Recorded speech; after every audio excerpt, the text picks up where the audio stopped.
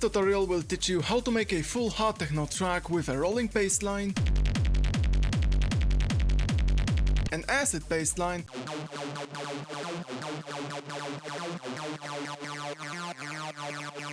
from an empty Ableton project to loud and quality mastering. We will start with the kick and bass sounds layering, which is a crucial skill to learn as a beginner. Those sounds will be later professionally glued for a full sounding beat. The next sound we will make is the acid bass line. We will use serum to create a solid bass that later gets advanced effects chain. To make the sound alive and powerful, we will use all that knowledge later to create a screech lead.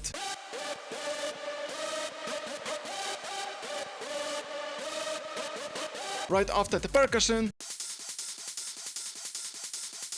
another important pieces are the vocals. From a single sample we will create chops and make them crispy and full, so the vocals become an instrument on its own. We will finish the sound design with one-shot effects. Another percussion sounds like the drum break. The arrangement part of this tutorial will explain how to automate the acid bassline to keep giving the track more and more energy. We will see step by step how to make a strong drop and how to arrange the track so we don't lose the energy anywhere. I will also show creative tricks for vocals to make your track stand out from the crowd. When mixing the track, you will learn how to use a reverb to glue the kick with bass more and how to make the bassline wide without destroying the track. You will learn a new mixing technique, multiband distortion, that in some situations is superior to just normal equalization. We will wrap this video up with mastering. We will see advanced ways to work with stereo image with mid-side exciting and adding extra punch to the kick and percussion through multiband compression. If you want to learn producing harder styles of techno way faster, visit my drillmusic.com website for private techno production lessons for both Ableton Live and FL Studio. I'm working with both beginners with a few months of experience and top producers like Lindsay Lestrange to teach you any aspect of production, from sound design through arrangement, mixing and mastering. For sample packs and high quality templates, check out the shop section of the website and make sure to sign up for the waiting list for my upcoming industrial techno sample pack for producing modern Clofama,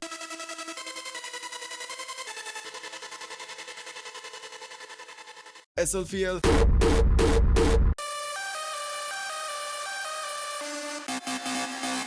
or VZ Aspect tracks. And now, let's get started with the kick drum for our Azyr style track. Because this time we are not producing industrial techno, our kick drum can be simpler and will need fewer layers to sound full. In my VZ Aspect style track tutorial we needed 3 kick layers, and Noise Not War style kick needed 3 layers as well. Here, 2 kick layers will be enough. The first one is a generic kick from the Vengeance Essential Club Sound Sample Pack series. We are looking for a quite clean sample, and these packs have a good bunch of them in, for example, clubby subfolders. Out of Vengeance kick drums, many kicks you can find in hard techno sample packs made by others are made, but those guys always have to throw into their kicks extra distortion, which is undesirable. My first kick is trimmed to around 150 milliseconds of lengths, and disabling the snap option lets me to adjust that length very precisely. Without the snap on, trimming the kick might sometimes add a tiny click to the end of the sample, so to prevent that, I'm always adding a few milliseconds of a fade out. Here's how it works.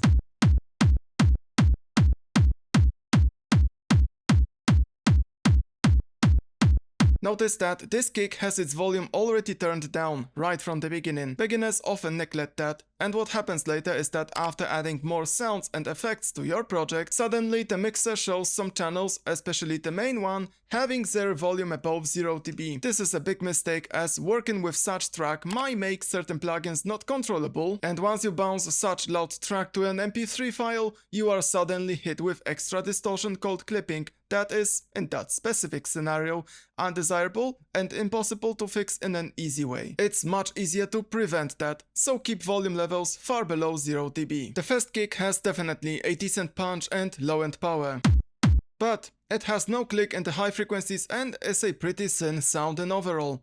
To enhance it, I will layer this kick with another sample that doesn't need to have decent low end, but it must have a kind of mid and high frequencies that go well with the main kick sound. This kick is another Vengeance clubby kick sound. I'm doing the same adjustments as with the first sample. This kick is trimmed to be a bit longer than the first sample. The reason is that the first kick, as I mentioned, is a pretty thin sound in overall. If I want to enhance the whole sound of the first kick, a kick layer I'm adding should be of a similar length. If the kick layer was around 50 milliseconds long, it would only add some extra click to the beginning of the kick, but because the kick layer is 200 milliseconds long, it won't only add more click, but also more body to the whole kick sound.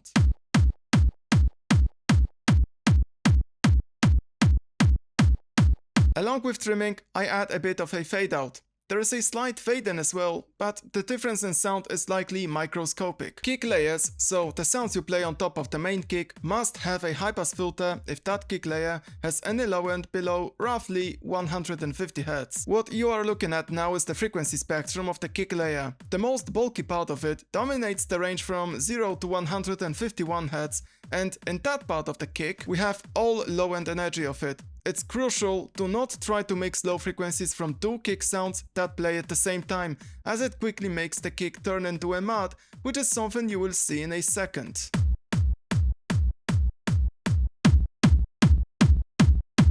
So, any kick layer with low end should have a high pass filter that precisely removes it. In Pro Q4, I use a high pass filter where the cutoff is set to 522 Hz. By looking at the filter shape that I controlled with both cutoff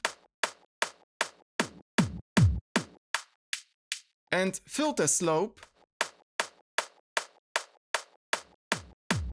you can see we will cut a bit more than just that bulky part of the kick. Removing anything below, roughly 150 Hz, would be a bare minimum setting to preserve the punch from the main kick sound and to keep the whole kick clean. But using more and more of a high-pass filter results in the kick layer adding less and less warmth to the whole sound. This doesn't have to be bad, because in exchange for less warmth, our kick keeps getting more and more clean. And I already mentioned my goal is to get a click sound, so with that mindset, I set a high-pass filter to achieve a good balance between how clean and how warm/full the resulting kick needs to be.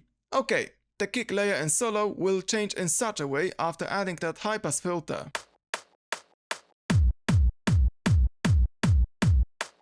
Now, let's play in solo the main kick sound, and on top of it, I will add that high-passed kick layer. Pay attention to the low-end energy of the main kick. That doesn't get worse when the kick layer is added.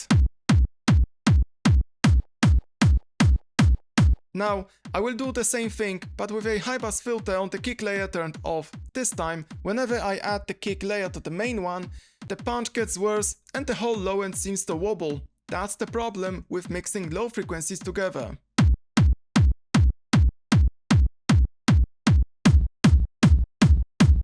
Once the kick layer is high-passed, it might seem quieter, so usually I follow up with a volume correction. The utility in the end adjusts the volume of the kick layer so it fits the main one. On average, I make the kick quieter than the main kick sound by around 4 decibels, but it's much more important to actually hear how loud a kick layer should be. Usually, I aim for just enhancing the main kick sound. If sounds blend well, you likely got the volume levels right. If the kick layer is way louder than it needs to be, it will cover even the low-end punch from the main kick sound, or it will make that kick layer stand out too much. Listen to how does the whole kick change once I add and remove the kick layer after that volume adjustment.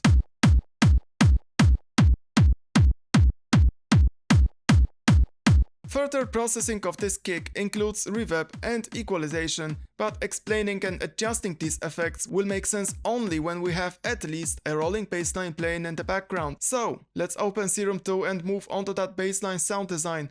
But before that, let me just say again that if you want to learn techno production fast in a simple way without browsing YouTube and Reddit for hours, visit my website drillmusic.com to learn about my private music production lessons. Schedule a free consultation call, discuss the lessons with me, and buy a whole package with a discount. Our rolling bassline sound design will begin with creating a simple MIDI clip in a new Serum 2 channel. I want to write my track in G key, so I will play 1/16 of a bar long MIDI notes at G0. In Serum, I will use just a single wavetable oscillator to create the bassline. Initially, I can keep the default sawtooth wave here because I want to jump straight into making the movement the bassline needs. What I need is a low-pass filter. I can use the filter in the OSC tab, but what will give me more control over the sound is using the filter effect from the Effects tab. It's the same thing with identical set of filters and controls, but with a slightly different layout. Start with picking any low-pass filter, and I will immediately use one of the LFOs to control the cut-off frequency of this filter. The envelope could be used as well, but LFOs give me more control over the sound.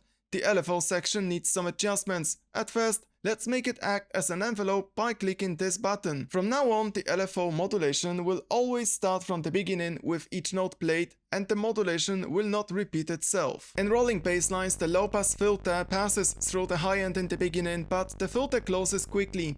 To achieve that rhythm, we need an appropriate LFO shape. A good starting point is the classic sawtone shape. Another thing is the LFO rate, so the speed in which the filter will close down. I will tweak the rate knob, but I will switch the units to hertz for more precise control.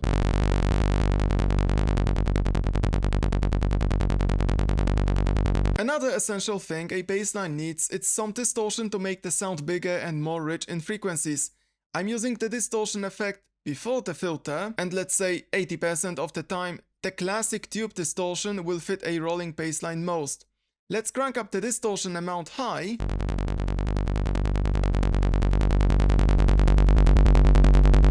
And you will notice that the bassline after distortion sounds much louder than before. That difference in loudness stands in the way of judging accurately what's exactly happening to the sound. Remember, a distortion effect is primarily not used to make something louder, but to create extra frequency content to make the sound either sharper or fuller. Beginner producers often make this mistake.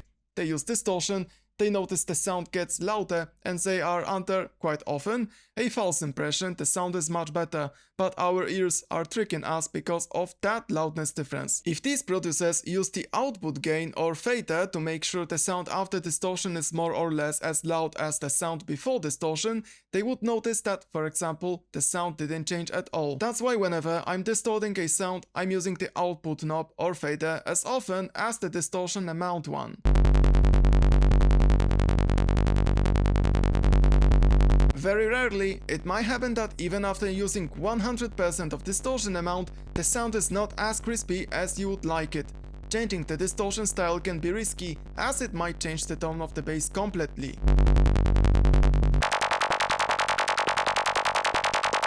It's worth to know that in situations like this, you can add just the utility effect before distortion and turn up the output fader. This will drive the bass into the distortion harder, which makes the distortion produce even more crisp, despite the same amount of distortion amount set. This time, the distortion effect and the utility that might accompany it is before the modulated low-pass filter. Because of that, the bassline as a whole sound will appear more dull, because any extra high end that gets generated by the distortion will be also cut with a low-pass filter. Using distortion after the filter is more tricky. Despite the low-pass filter used in the preset, the bass will still keep some of the high frequencies. This results in two things. The bassline on average stays brighter, and the modulation coming from the low-pass filter seems less intense.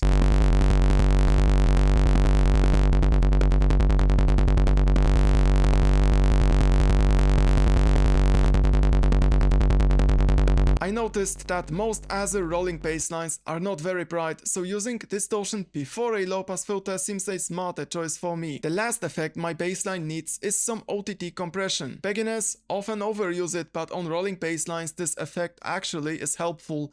The reason is that OTT compression is useful most on sounds where the amount of low, mid and high frequencies change in time. Our bassline before the OTT is after a modulated low-pass filter, so the amount of high and mid frequencies will definitely change in time. To quickly get some crisp out of the bass, we need to work mostly with upward compression that, unlike a normal compressor, turns up the volume of high, low and mid frequencies when they are below the threshold level. Serum's multiband compressor visualizes everything well, so let's play the bass and start turning the threshold to the left. The blue rectangles represent respectively the volume of, starting from the bottom, low, mid and high frequencies. All these rectangles are in the brown area on the right side of the compressor. This means that for as long as we add upward compression ratio, the compressor will keep pushing frequency ranges to the front. The ratio knob you see here is for controlling the downward compression that would be triggered if any of those frequency ranges were in the green area of the compressor. The control that controls the ratio of upward compression is called bellow. Once I turn it up, you will hear extra brightness added to the bass.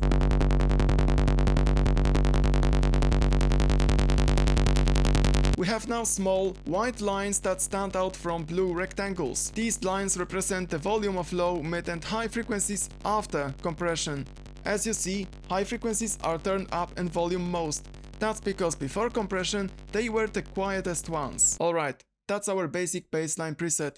Looks pretty easy, but it takes some practice to make all these parameters work well. I would begin fine-tuning this bass by tweaking the rhythm. The rhythm of the bassline is controlled with both filter effect and the first LFO. I start with adjusting the cut-off frequency modulation range. If I move the whole cut-off knob, the bassline as a whole sound will start to get more or less bright.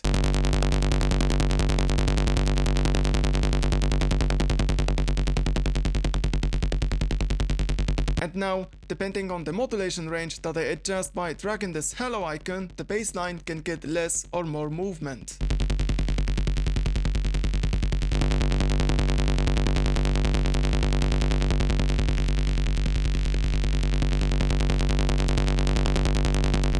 Filter resonance lets you to create a small bump around the cutoff frequency. While using it in large amounts, let's say 40%, is something reserved for acid basslines, a bit of resonance makes the sound fatter. Whenever I use filter resonance, I turn up the fat knob all the way up, so adjusting the filter resonance doesn't turn down the bass volume.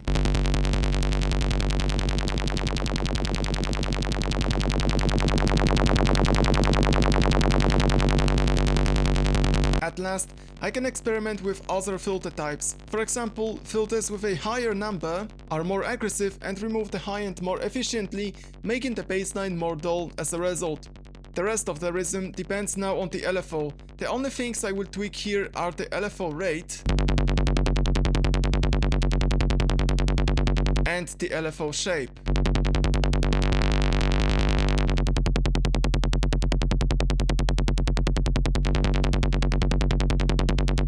For a fuller bassline sound, we used distortion before the filter. To fine-tune it, I would start with experimenting with different distortion styles. Sometimes this might need additional drive knob tweak.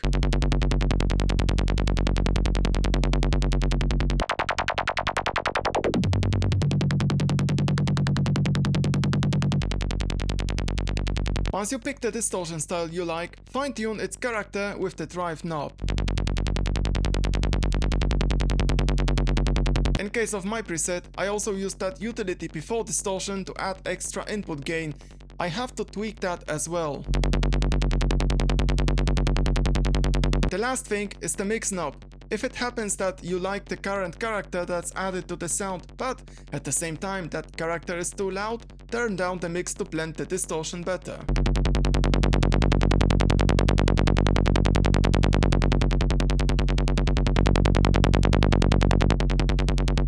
The last effect is the OTT compressor. Let's start fine-tuning it by telling with the threshold how large part of the bassline has to be treated with upward compression.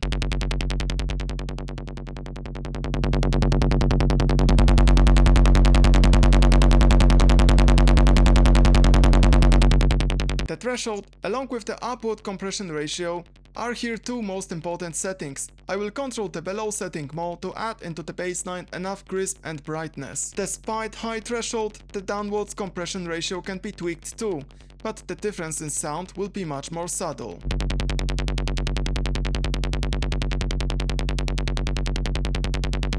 Both attack and release are the parameters that control the compression rhythm.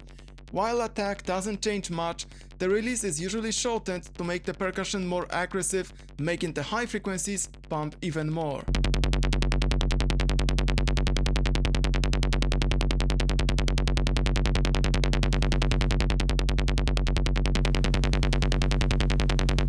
Minor adjustments can be done to filters that split the sound into low, mid and high frequencies. I recommend to not deviate much from default values, as the sound we are already getting is pretty good.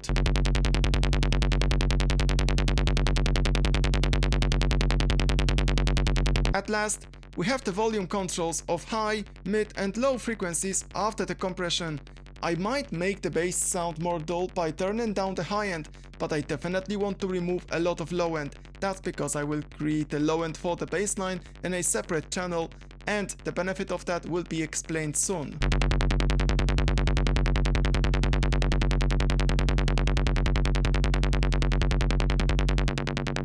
When using a multiband compressor in Serum, I typically leave the mix at 100%, but I will turn down the output. All effects in Serum are set up. To finish the preset, I will do 3 extra things. One would be to experiment with different processing quality in the global tab. Just sometimes this can influence the high end of certain presets.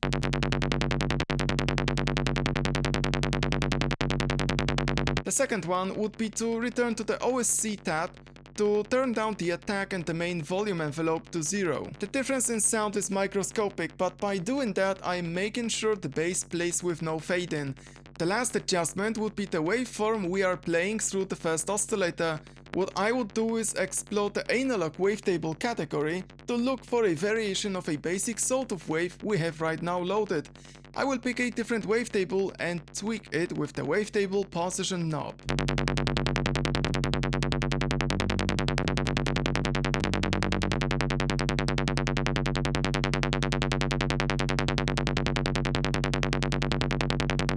Just to make sure each note of my bassline sounds identical, I will turn down the phase randomization.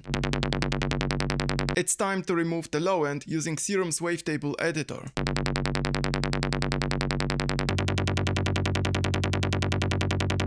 Tweak the master volume, close the Serum window and add some external processing to the bass. I start with volume adjustment.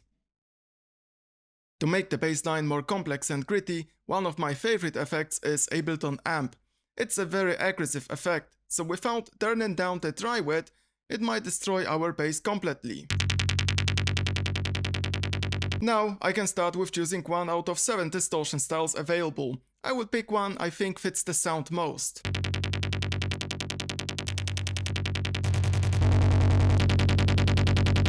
The second most impactful setting is the gain that tells the distortion amount. Again, I will use it to further shape the bass character.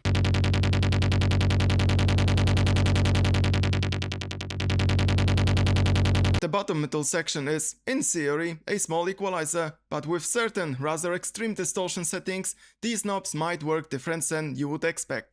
That's why I use them rather as a way to fine-tune the tone of the sound. And I do proper equalization with a separate plugin.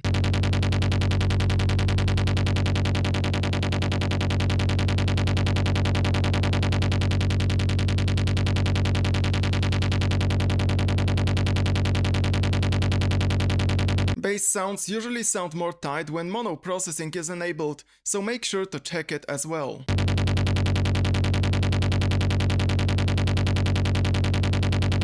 The whole bass character is set. I can use now the utility to compensate any difference in loudness.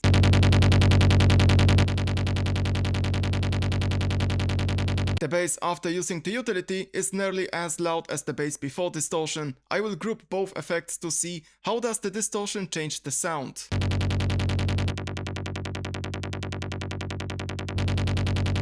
And I think I will blend the distortion even more subtly by turning down the dry wet more.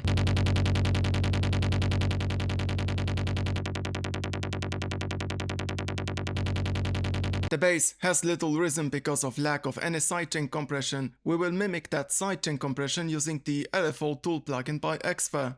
Fortunately, its default settings are already going to work well with our kick pattern. We just need to left click the drawing area to create points that will draw the sidechain curve. If I drag any point with the Alt key held, that point will snap to the grid. Our kick drum is short, so I will create a sidechain curve that will make the bassline appear early.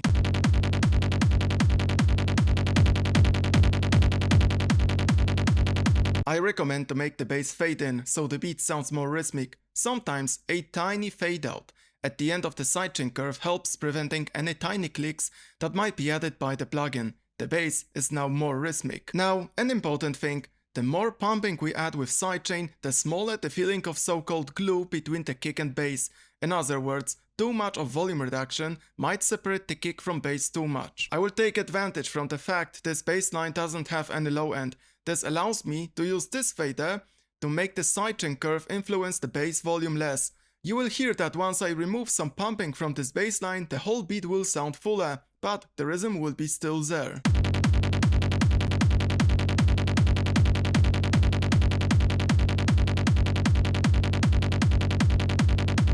Once the sidechain is added to the bassline, it doesn't cover the kick anymore, so the kick can cut through the beat better. This allows me to turn up the bassline and volume more in the mix. When working in Serum, I did turn down the volume of low frequencies in the multiband compressor because I said I will create the low end in a separate channel. The main reason for making low end a separate sound is that I must have the low frequencies sustained and fixed in volume. What you are looking at is the waveform of the rolling bassline we just made before adding the LFO tool for sidechain. There are some fluctuations in volume, so if inside that sound we had some low end, that low end wouldn't be perfect for my beat. And even if the waveform of our bass was completely flat, that might happen after using a clipper for example. If I had in the bassline any low end, I would have to set this fader in the LFO tool to 100% to mute the bassline and its low end in the beginning of the beat to prevent any low end mixing and overlapping. Otherwise, again, the kick punch would become worse. Turning this fader to 100% would also separate the kick from bass more, giving the sound less glue. And this should explain why I rather want to have the low end as a separate sound. To create the low end, I will use a long 909 kick sample. Transforming that sound into sustained low end will be pretty fun and easy. I will start with removing any punch and transient from that kick by just playing the sample from a different moment.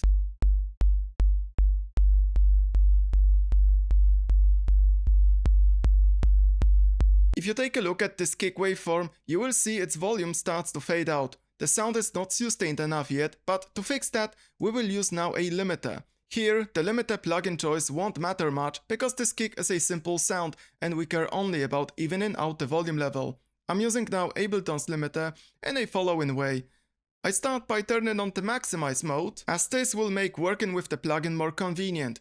I reduce the threshold to start flattening the sound. Once the limiter starts to even out the volume, you will see the gain reduction meter moving. When I drag the threshold down, the output volume will increase, just like when using distortion. So, along with the threshold, I'm also using the output knob to make sure the 909 kick is as loud as before using the limiter.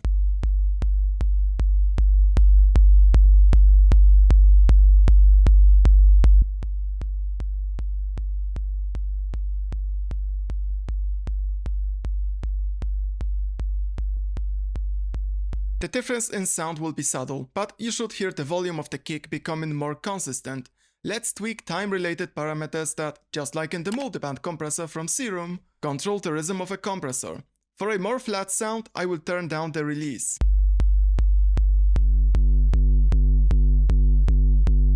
The second time-related knob is look ahead that is similar to the attack knob. Shorter look ahead makes the limiting more aggressive but might introduce extra distortion that might not be always a bad thing.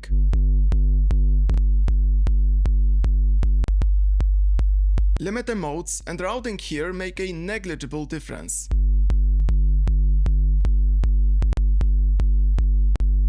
So, after setting up the whole limiter, I will show you now the difference in the sound waveform. On top, the 909 kick fades out after a while, but after using the limiter, as you can see on the bottom, the sound is flat. This will make the low end consistent. Just like the first bassline sound, this 909 kick can be saturated too for a fuller sound. Instead of the sound of lowered look ahead, I prefer the drum bass effect more. Usually, I don't like using this effect, as it always adds a small high-end cut and makes sounds dull. But this 909 kick doesn't have any high-end, so that issue won't be present here. Drum bass has 3 distortion styles. If I crank up both drive and crunch, it will be easy to hear differences between those styles.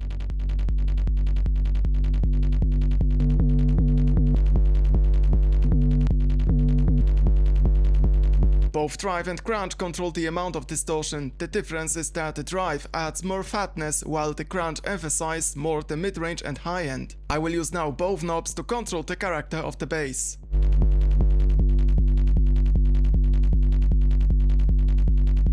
You might ask why I make these tweaks while playing the rolling bassline in the background. This 909 kick sound is a low-end layer for the rolling bassline, which means those two sounds will play together through nearly the whole track. Adjusting that 909 kick with the mid-range bass playing in the background will make sure those two sounds go well together as good as possible. At last, I tweak the output volume knob and blend the distortion with dry width in case the drum bass is currently quote-unquote too loud.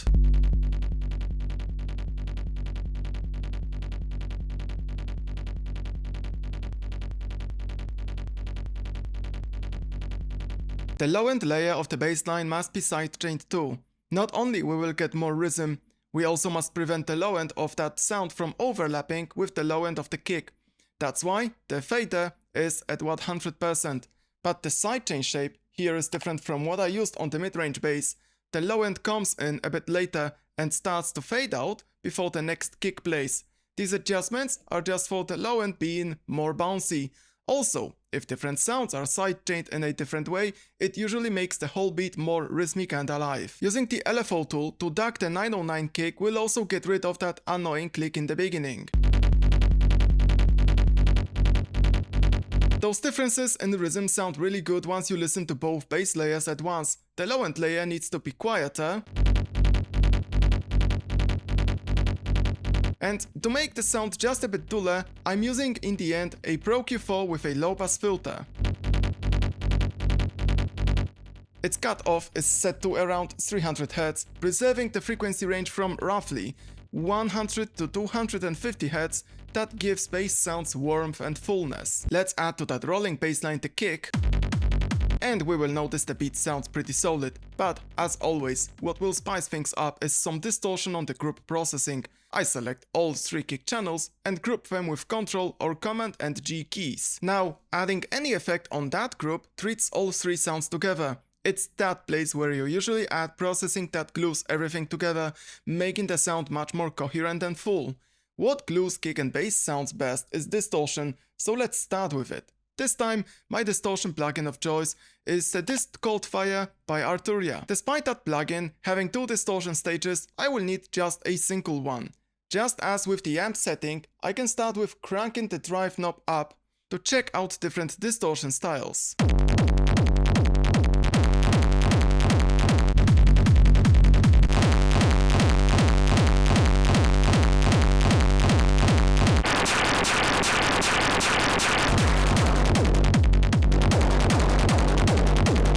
What I like most is the dual fold shape and the wave folder distortion style. Wave folder is a powerful distortion style, but I'm going to use a moderate amount of distortion, and this will let me get the character I'm looking for.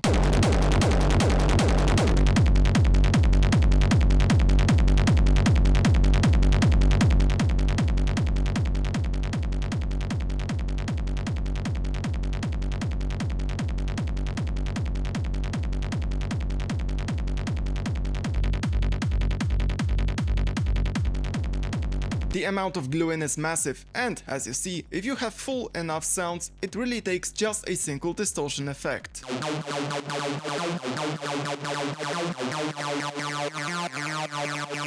Let's return to Serum to create now the acid bassline. There will be a lot of similarities between the acid and the rolling basslines, so this Serum preset will be covered much faster. I will start again with modulating a low pass filter to create both the rhythm and that characteristic acid sound.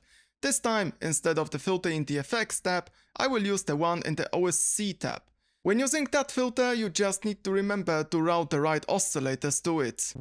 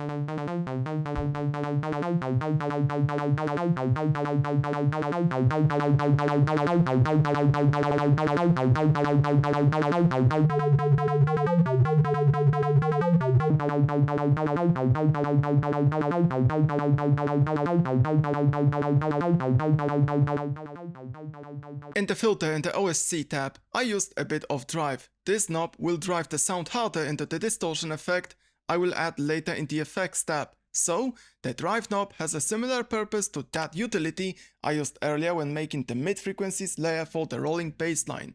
To morph the sound coming from the oscillator A more, I will use now the warping section. Warping is just a way to bend and mold the waveform I'm playing through the oscillator. Sometimes it can substitute distortion, but this time I just want to fine-tune the sound. For that, I recommend using warping modes from the Alt Warp category. Experiment with different warping modes until you find the sound you like.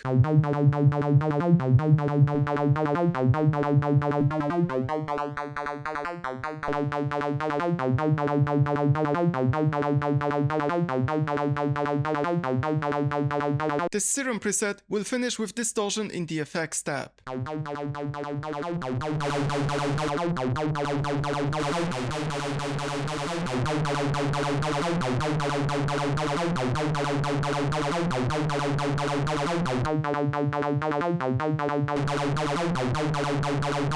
And with checking the mono switch in the voicing tab. This will ensure that the sounds coming from the notes in the MIDI clip will never overlap.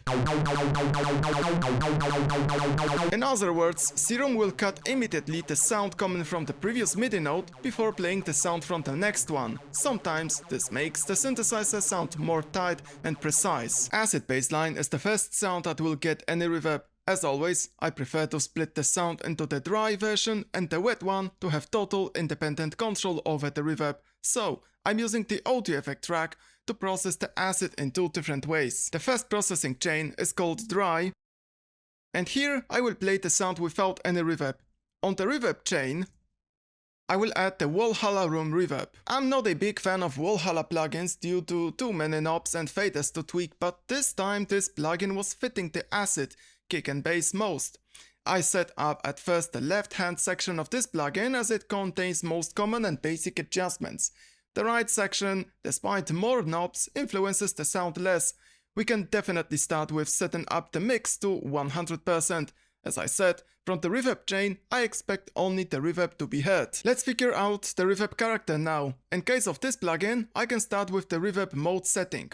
Explore different reverb types and see what fits your sound most.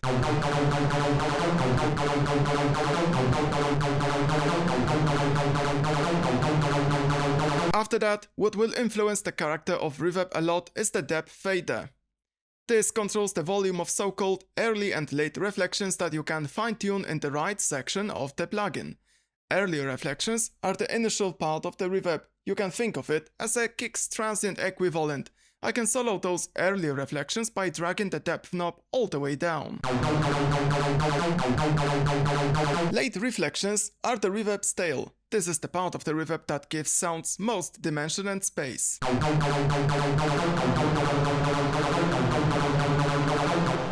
My reverb is supposed to give the acid bass a lot of that space, so it shouldn't be surprising if I set this knob very high.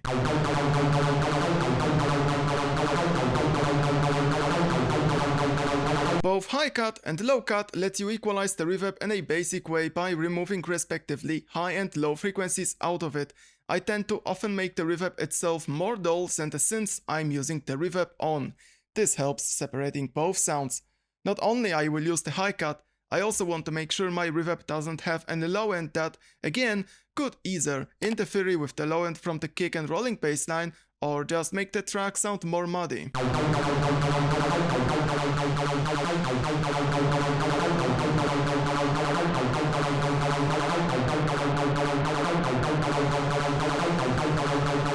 It's time now for time-related parameters. Pre-delay is a control that might add more rhythm to the sound by making the reverb appear later than the dry sound. From my experience, it works best on short, plucky synths, where there is a lot of space between notes. My acid pattern has essentially no empty spaces where the pre-delay coming from reverb would be heard well. I can show you how does the pre-delay work here, but it will be best to leave that set to 0.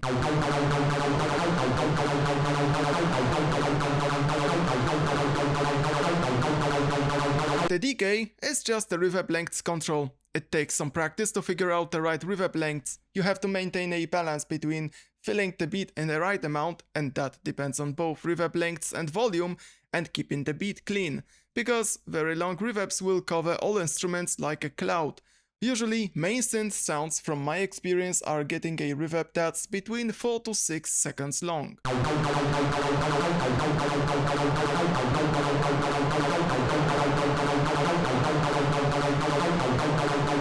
At last, there is that advanced section I won't blame you for not touching. I can use that section to give the reverb some final touches.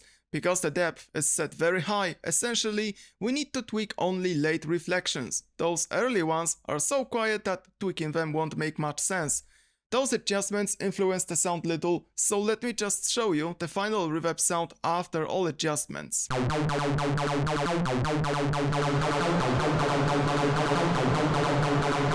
Parallel processing for reverb lets me control its volume in a more precise way.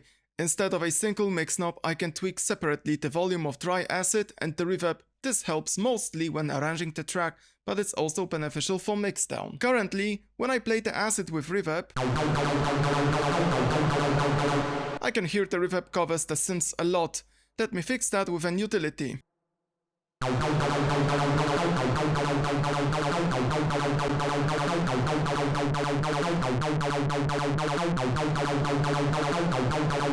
Using audio effect track in that way has an extra benefit. I can equalize precisely the reverb alone. This is especially helpful if it happens the reverb you are using has some ringing frequencies you don't have in the dry sound. By equalizing only the reverb, you don't cut unnecessarily any stuff from the dry sound and you keep the whole sound fuller.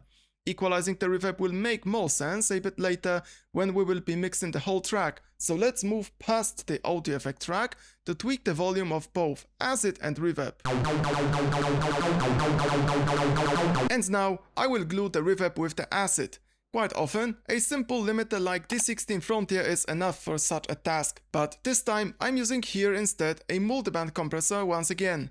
The reason for using a multiband compressor here is that I want to keep the acid sound bright and clean. By using a normal limiter, I would glue not only the high frequencies coming from both synths and reverb, but the midrange as well.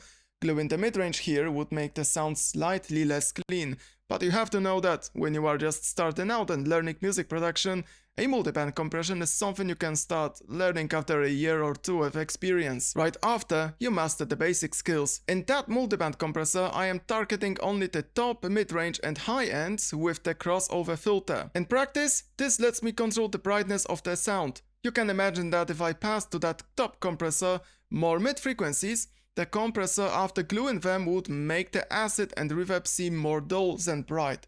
So, I don't need to split the sound into the mid-range and low-end. I can turn off not only the bottom crossover section, but the mid-range and low-end compressors too. The compressor looks much more friendly now. To ensure a sharp reaction to peaks, I turn off the soft knee and switch the compressor to peak mode. Now, to start gluing, I am adding downward compression to the high frequencies. I will lower the threshold a lot, so the high frequencies will trigger the downward compression for most of the time.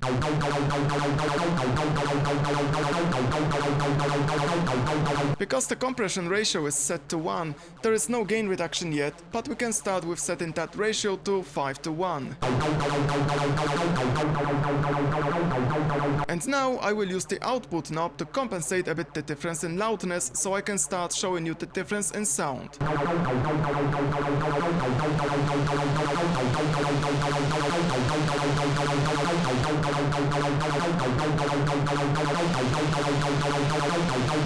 We can hear the acid becoming brighter, and that's a good sign. The high frequencies are compressed, so on average they are louder. Because this is a multiband compression and not just a static EQ with a high shelf boost, the sound is also getting more rhythmic. Let's tweak that rhythm more. Again, I will use for that both attack and release. the release will be shortened. As I explained when working with Serum's multiband compression, short release gives a more flat and aggressive compression, and this will fit the acid sound more.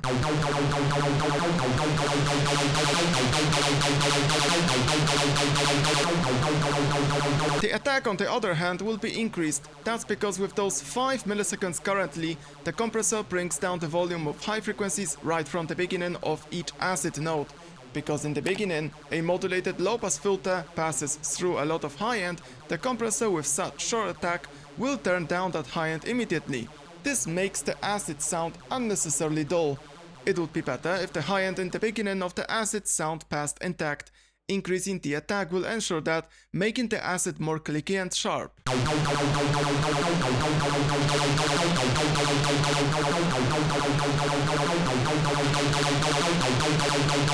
Now I will adjust both ratio and threshold. Again, the threshold will define how large part of the high end will get compressed and glued.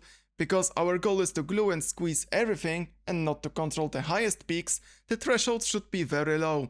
This will automatically require a smaller ratio to push the high end to the front enough. The relationship between the threshold and ratio is something that takes some practice. If you use the D16 Frontier here in place of multiband compression, you will only have to tweak the threshold, making the job easier.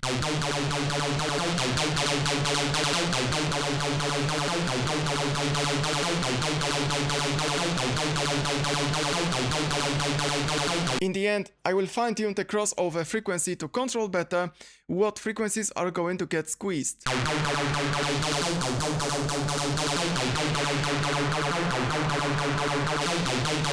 And now I will precisely match the output volume of the high end, so it's easier to hear the difference before and after compression.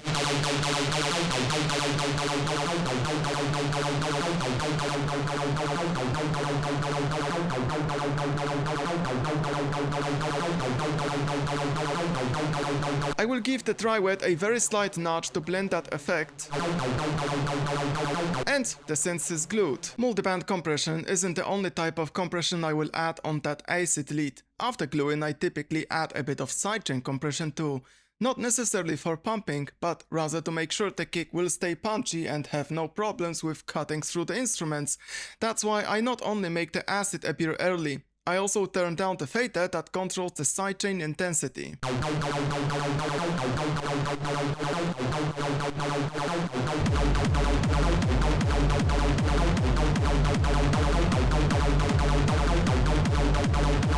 It's time to add some movement to the acid. A key ingredient for interesting and professional acid basslines is making the sound change or evolve in time. There are many parameters you can automate, but if you are not sure on what to start with, I recommend tweaking the knobs manually to find out what is worth automating. On acids, it's most common to automate the filter settings in time. I can change in time the cut-off,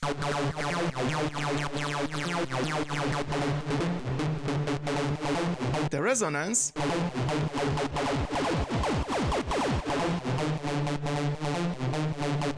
the filter modulation speed.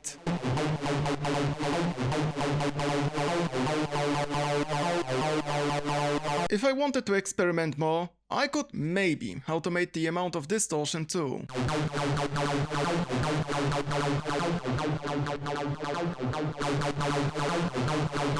In my track, I decided to automate just the low-pass filter cut-off and the LFO1 modulation rate.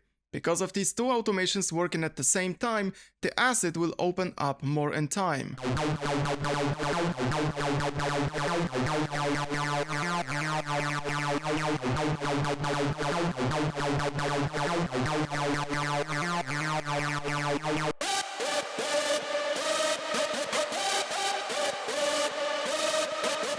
The second most important lead in the track will be the Screech, where a few extraordinary things happen. I will start with using on the oscillator again, a variant of a sawtooth wave. This time I will try out the basic MG wavetable and adjust the wavetable position knob.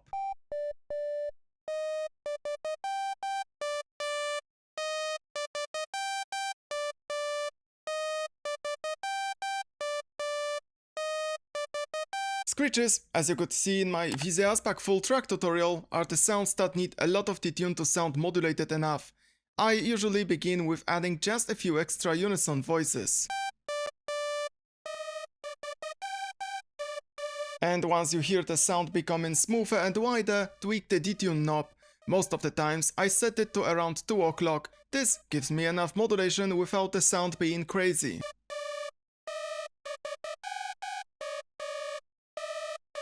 Now I can fine-tune the number of unison voices. Typically, the more unison voices, the smoother the sound will be, but it doesn't mean you want to always set that number to the maximum. You want to balance how smooth and how sharp you want the sound to be.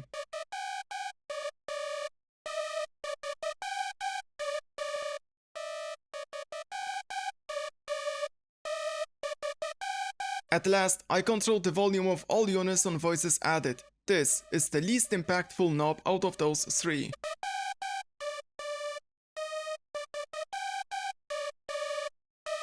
Just like I layer kick drums, oscillators can be layered as well to make the synth fuller. Whenever I stack another oscillator on top, I make sure it has a different pitch to make it fill another frequency range. The second oscillator will use a default sawtooth wave,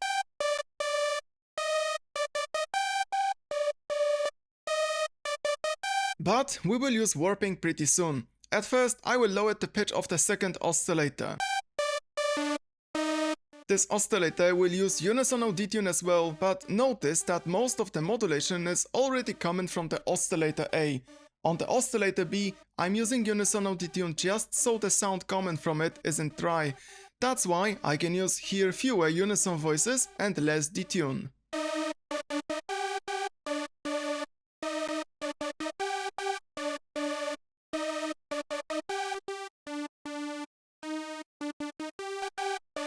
Sometimes to fine-tune the unisono section, I open its advanced settings section and change the pitch distribution across all unison voices with the mode setting.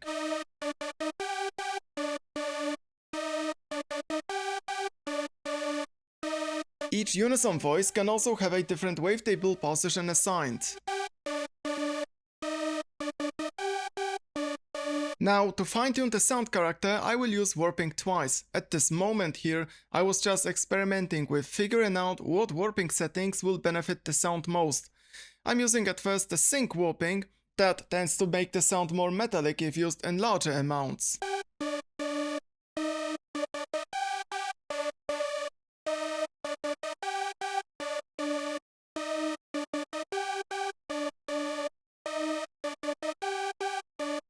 The second warping mode will be the PWM that fits this oscillator despite not using a square wave.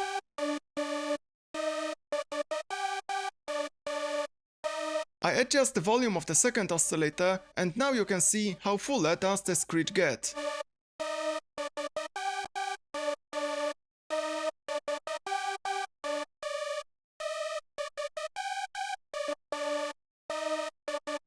I want this screech to have a bit more unique texture, and the filter in the OSC tab that we used previously for mainly low-pass filtering can be used now in a more sophisticated way. I can start by routing both oscillators to it and exploring various filter types from the MISC category.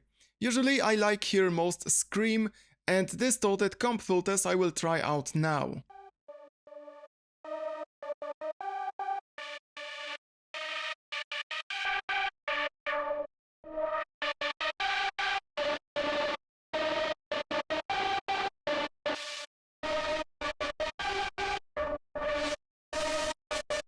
This time, it seems like this filter will sound most interesting, but it's working a little too intense now. There are a few ways to make that filter less aggressive. I can route just a single oscillator to that filter instead of two. I can also use the mix knob that blends the filter with the sound.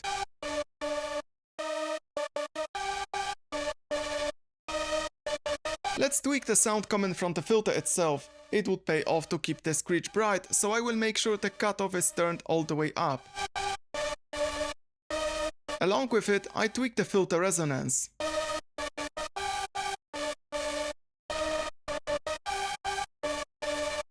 Because we will be using on that synth distortion soon, I turn up the drive.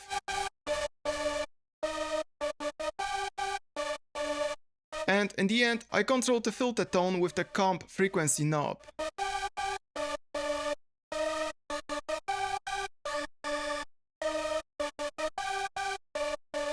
And here is the synth with and without the filter.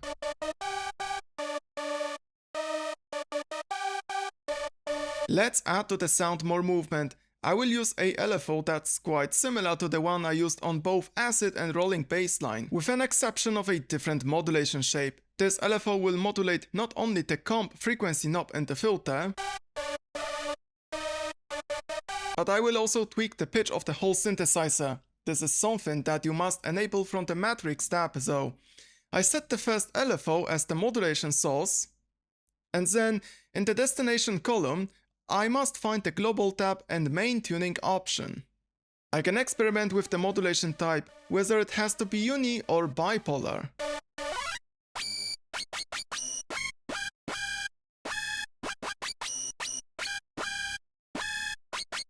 And then I adjust the pitch modulation range.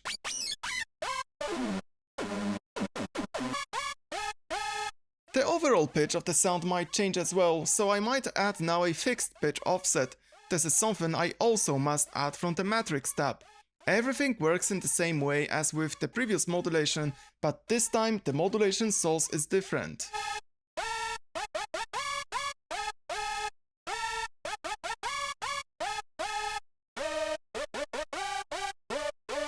In the Effects tab, I add now distortion.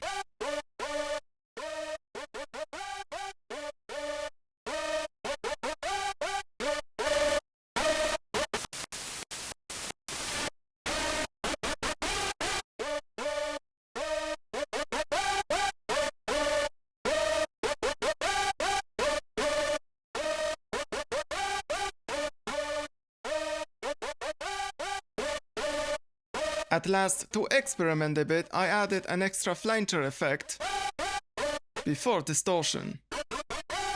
Because the flanger is before distortion, its effect on the sound might be less noticeable, but it will still contribute to adding that extra texture to the sound. Because the flanger, like that, is really optional, I will skip explaining how exactly this effect works and I will just set it up.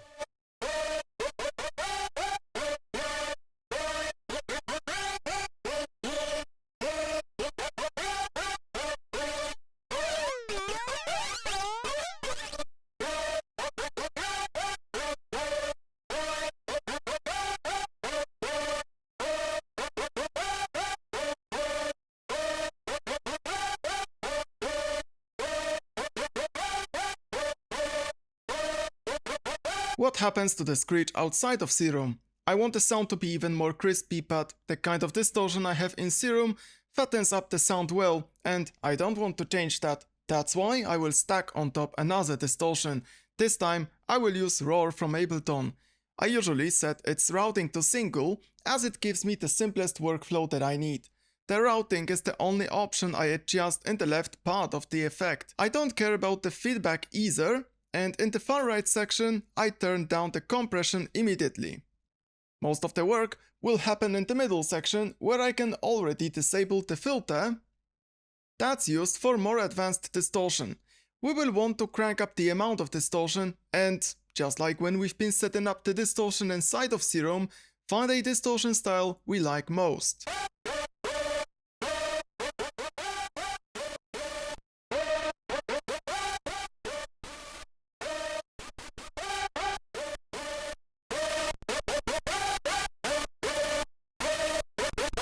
In Roar, there is an additional control to shape the distortion called bias, but still, the amount knob does most of the job.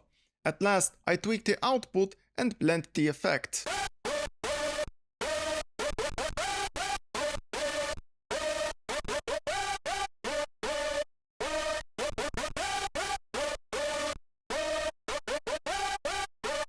Do not make the synths try, I also use here the audio effect track with the same Valhalla room reverb as before.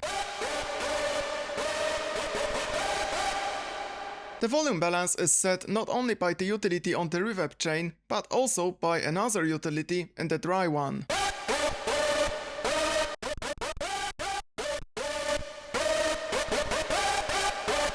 Reverb gives the screech dimension, but if I want more rhythm I can also add an extra delay. That's why I have a third chain in the audio effect track. I will use here another effect from Valhalla, that is Valhalla delay. I like their delay character shaping settings that remind me of some sound toys plugins. I'm talking about the mode and era settings that I will explore as soon as I turn up the mix to 100%.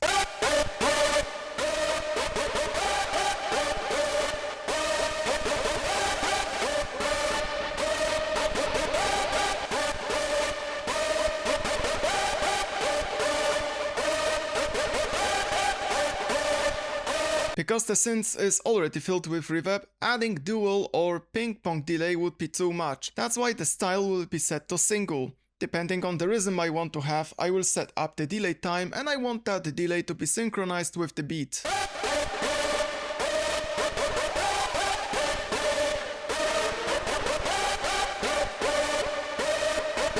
I will reduce the feedback so the delay fades out earlier, making sure the beat isn't cluttered.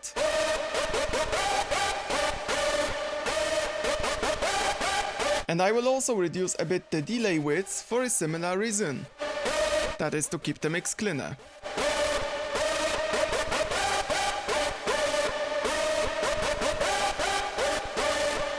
All remaining settings will be much less significant. The plugin gives a good description of each knob, but from the practical point of view, I will just check out what these knobs do and set them according to my taste. And now the delay is fully set.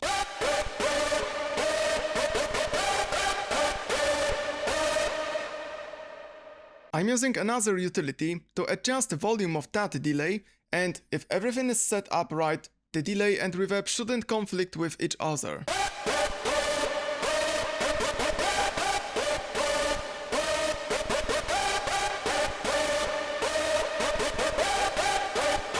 The Azyr lead got its dry and reverb sound glued with multiband compression, but since the Screech synth is the sound I want to be crispy, I will also use some distortion for gluing. Think of it as adding extra sparkle across the whole sound. My effect of choice this time is going to be the pedal from Ableton. I will keep using it with the dry wet set to 100% so it's easier for me to dial in the distortion settings, but in the end we will turn down this fader massively. But at first I'm choosing the distortion style and amount.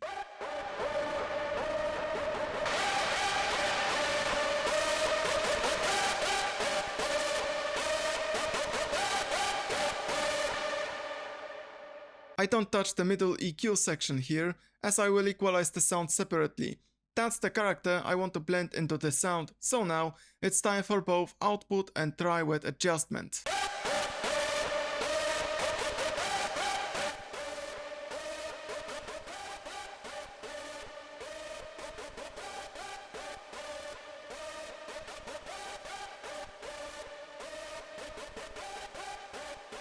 You can notice the sound didn't necessarily get more distorted, but a slight glue should be had.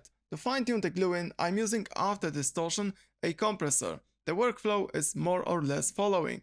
Since the Screech is a crispy sound, I tried at first to glue it with distortion. I added here as much of glue-in as I can without trashing the sound. So from now on, if I need even more glue-in, I am reaching out for a compressor that also performs glue-in, but in a cleaner way than the pedal effect.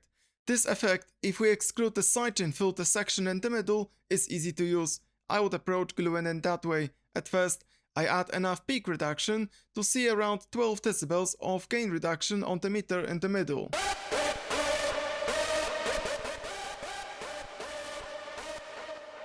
I adjust the speed knob that adjusts at the same time the compressor's attack and release. This will control the rhythm of the compression.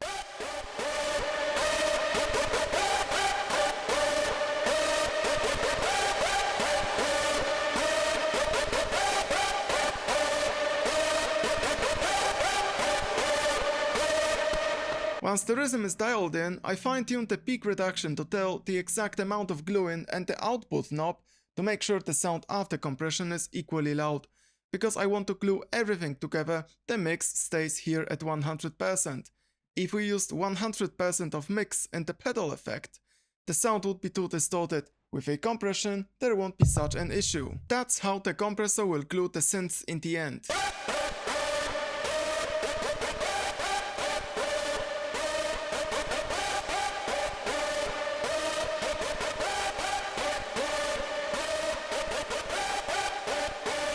The Screech will also get its own sidechain.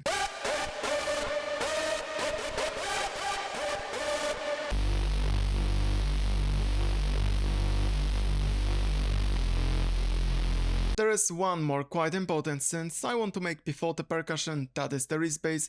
Just like with the rolling bassline, it will be also made with two layers, one for the mid-range and another one for the low end. The mid-range layer will use the basic MG wavetable again.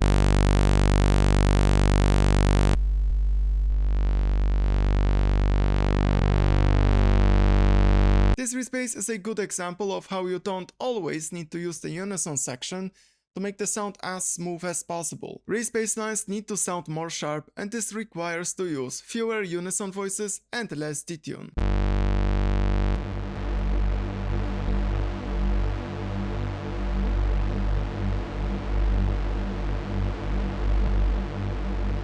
In the advanced settings, I will give each unison voice a different wavetable position value, and I will reduce the overall stereo width.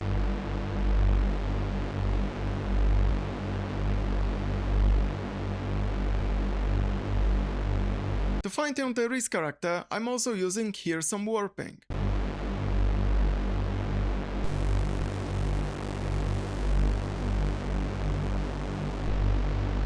I would say that the most common mistakes I see when beginner producers are making a Reese bass is that they tend to overprocess the sound with OTT and distortion. In the effects tab, I will use just a single distortion effect. I'm using now the linear fold style. That is great if you need the Reese bass to be sharper. It's much more aggressive than, for example, the tube distortion we used earlier, so I need to be careful with the drive knob.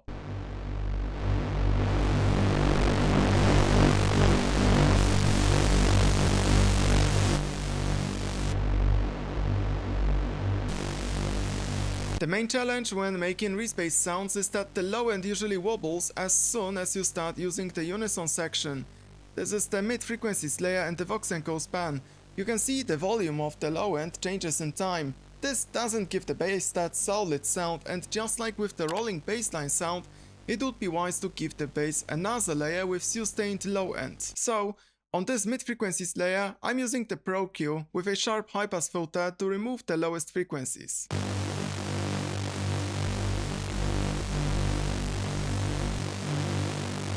I create another MIDI channel with another serum instance, and here in the oscillator A, I'm using a slightly warped sine wave that's coming from the analog BD syn wavetable.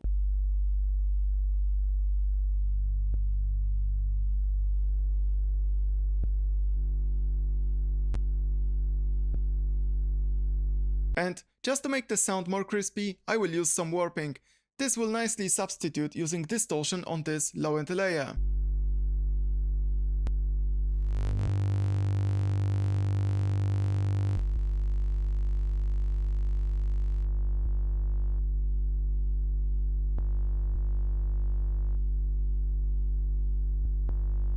Just as with the Azyr bassline, to make sure that sounds from individual notes are not overlapping, I will use the mono voicing. The effects tab this time will not have any distortion, and outside of serum, on this low-end layer channel, I'm just using the utility to control the volume.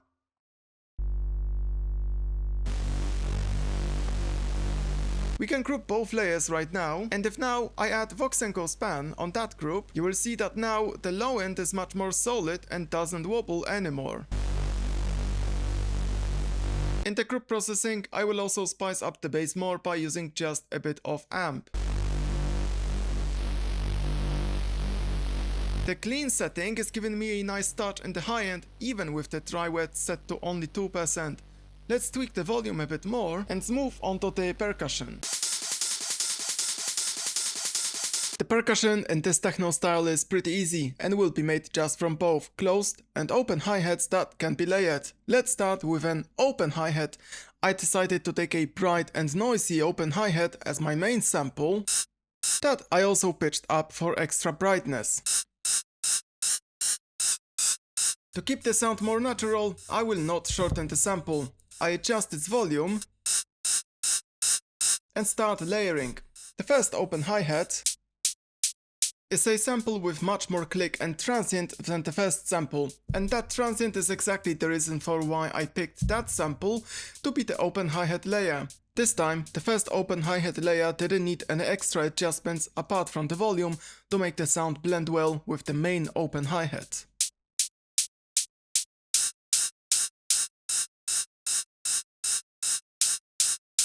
Now, when I turned this layer on and off, you could understand how clickier the whole sound got.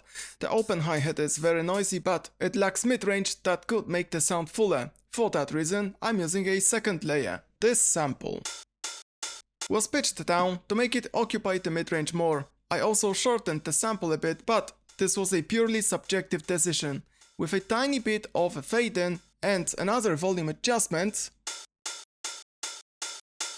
the open hi-hat is finished.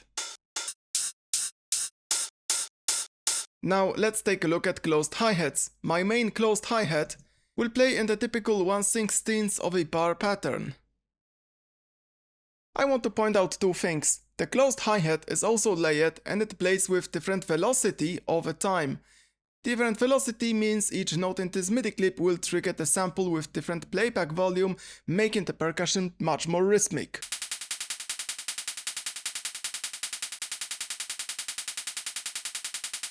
The main closed hi-hat is just trimmed a bit from the left. That's a minor adjustment and pitched down by one semitone. I turn on the utility and I'm adding to the main closed hi-hat a layer. That sample is less clicky and more noisy compared to the main closed hi-hat. I make another series of adjustments in the simpler, I turn on the utility, and that's how the closed hi-hat layer fills the sound.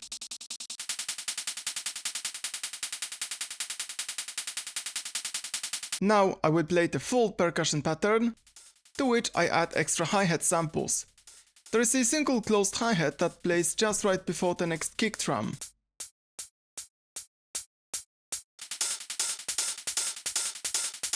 To make the percussion more rich and various, I added another hi-hat that stands out from the rest of the samples.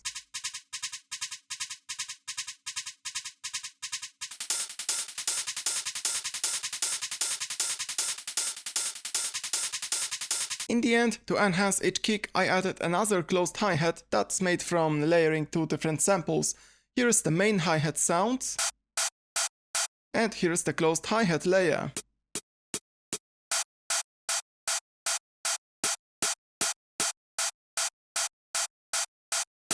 Those two sounds play together like this. Some groups of samples, for example the hat closed 3 that's made out of two closed hi-hat samples, have another utility to fine-tune the volume levels. After turning on each of those utility effects, the percussion is now balanced. Let's take one last look at the MIDI clip so you can understand how it pays off to experiment with velocity to make the beats sound more rhythmic. And now I will turn down the whole percussion by 10 decibels to start the group processing. That group processing will begin with filling the background more to make the percussion as a whole sound fuller. This will be achieved by both RAW and Pro C2 compressor. The workflow is similar to the one I used when processing the Screech earlier. Generally speaking, distortion or saturation will be more aggressive and effective if I want to fill the sound with some background or texture. So, I start out filling my hi-hats with distortion for that reason. If later I will need to fill the background even more, but adding more crunch or crisp isn't the option, I can use a compressor afterwards. Let's also not be scared of the fact that I'm using distortion on the percussion. It won't act as aggressively as when I'm using such an effect on, for example, an industrial techno kick drum. The roar effect here has the dry wet set pretty low, and this will make the roar effect moderate.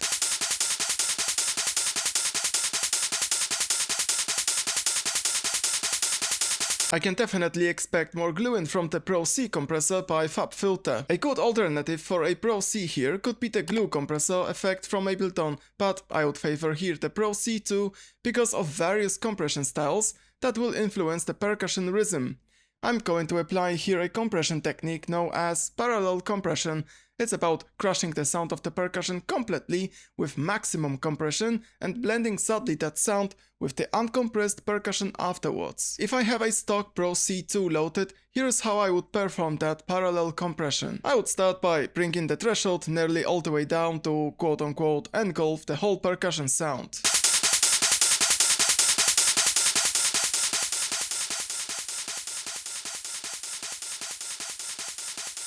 To flatten the percussion, I must use a large ratio. Turning the ratio knob all the way up is going to be okay.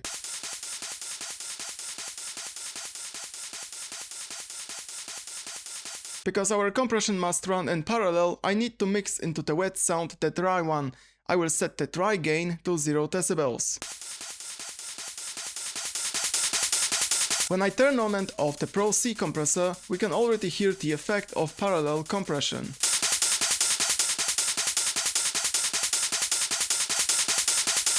That's our starting point, so let's dive now into the details. I would start now with choosing a different compression style. This, similarly to attack and release, will influence a bit the character of the sound and the rhythm.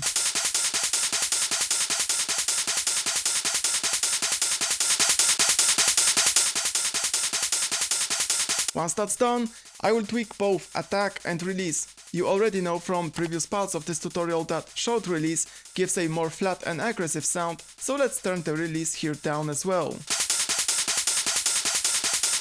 This compression has to result in just a squashed background that fills the percussion. Because of that, I don't need any transients out of the Pro C. The attack gets turned all the way down. The last compressor parameter that will play some part in shaping the sound is the wet gain. This one will control the volume of the compressed sound.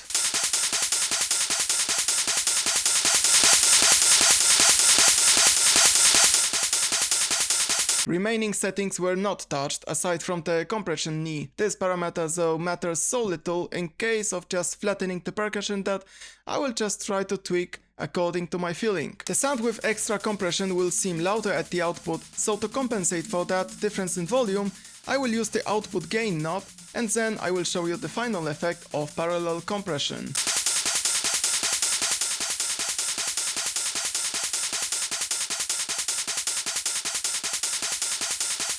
We can consider the percussion finished for now. It's been a while since we listened to the whole beat with all instruments, so let's play now the kick, the bassline, the percussion and the screech to see what kind of a sound we can expect to hear now.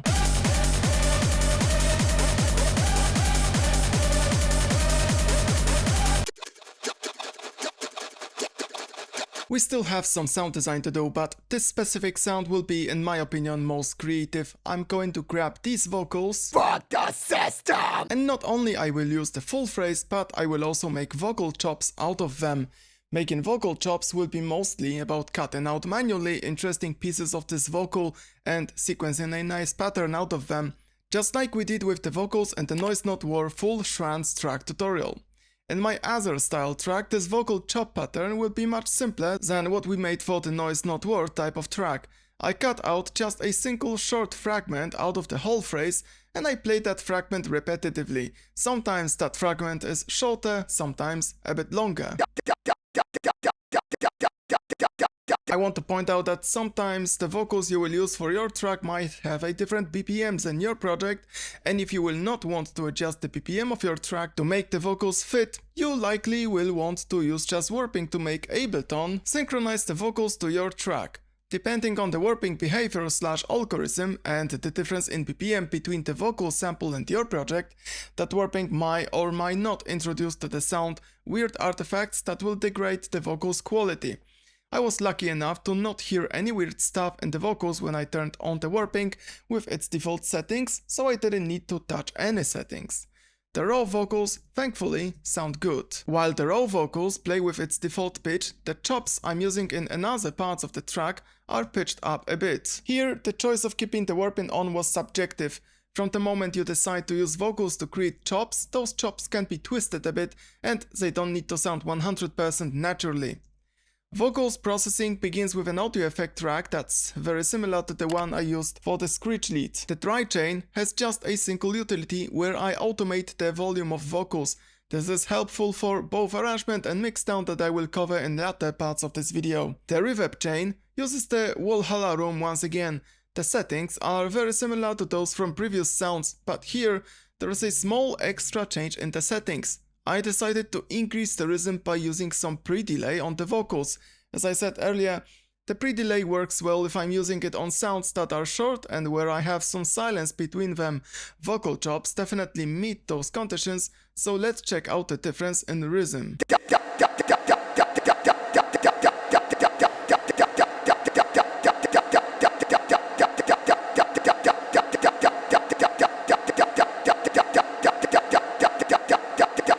Everything else remains the same, so the reverb doesn't get too different. Also, I'm not using the same reverb on multiple sounds because I am lazy or it's quote-unquote easy. Using the same reverb on a few different sounds will make sure those sounds will share some similarities, making the tune more coherent. Generally speaking, this track uses 3 different reverbs, but so far we are just seeing only the Valhalla room being used. The volume of reverb is subtly brought down, and on top of that reverb I am adding delay. This time the delay is coming from the Echo Boy by Soundtoys. I decided to use this plugin instead of Valhalla delay because the Echo Boy has extra groove and feel knobs that let you to control the delay rhythm in a more complex way. For example, you can add a swing you can hear very often in boom bap beats made with MPC hardware. The knobs in the left section of this plugin are very similar to those from the Valhalla plugin, so there is no need to cover them. Instead, let's hear the difference in rhythm between using and not using any groove.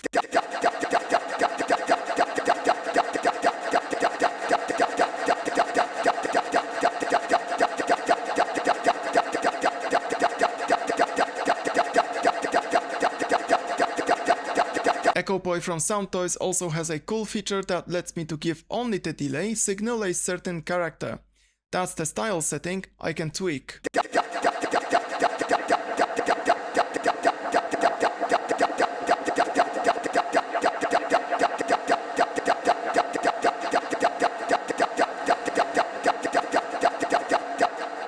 On top, I can also saturate slightly the delay signal if I want. The delay volume is adjusted in both fixed and automated way.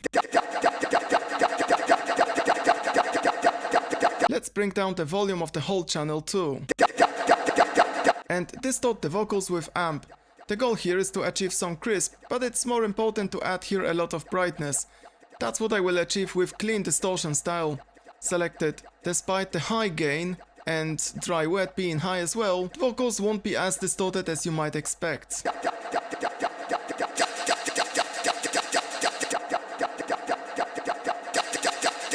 Notice that this time I'm using the dual processing to preserve more the stereo widths I already have in the vocals.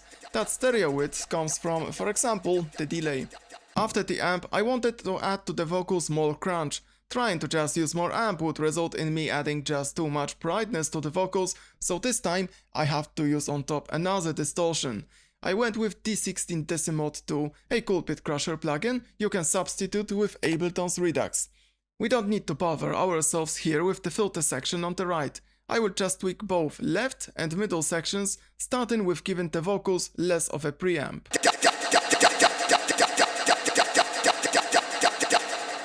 The first part of distortion will come from reducing the bit depth. I'm going to do that by lowering the resolution control.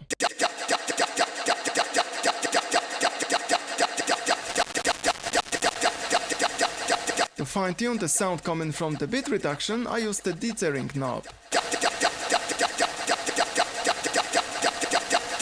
And now, the second main processing coming from this plugin, downsampling, that gives you that typical lo-fi effect. I will start with the big frequency knob.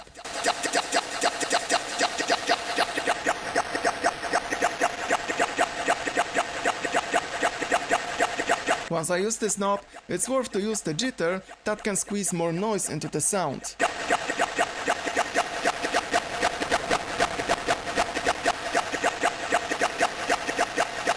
Minor tweaks can be done by using both approximation filter and images filter. Those sections can be also switched on and off.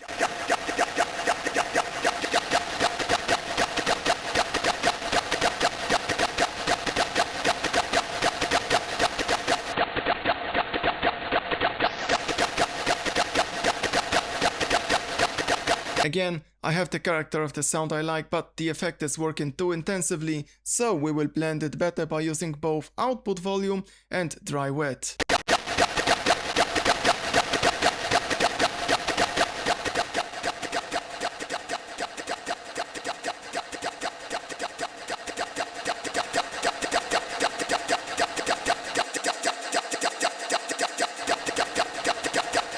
I mentioned earlier the pitch of vocals can be freely manipulated using the pitch knob and the clip settings, but a more unique or creative way to control the pitch is by using a plugin like Soundtoys Little Alter Boy. With this plugin, I can control separately the pitch of the sounds,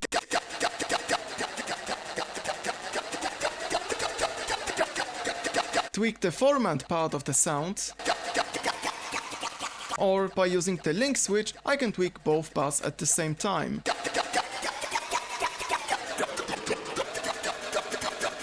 The plugin works in 3 different modes. Pick the one you think works best for you.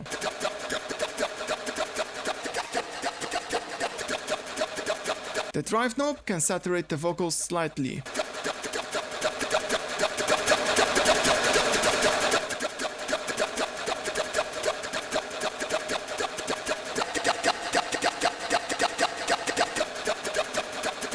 There's one extra rhythmic effect I want to put. Soundtoys Tremolator is an effect that rhythmically modulates the volume of a sound. We can already notice the same groove and feel knobs we've seen in the Echo Boy plugin. This time I will not touch these two. It's most important here to pick 3 things. The modulation depth, and this is something I never set to 100%. The modulation shape, pick here anything you like most.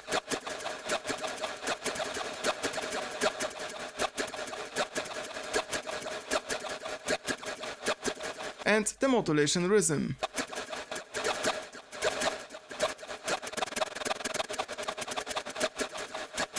On top of everything, what I often like to do here is to expand the advanced settings to choose a different analog style that sometimes colors the sound more.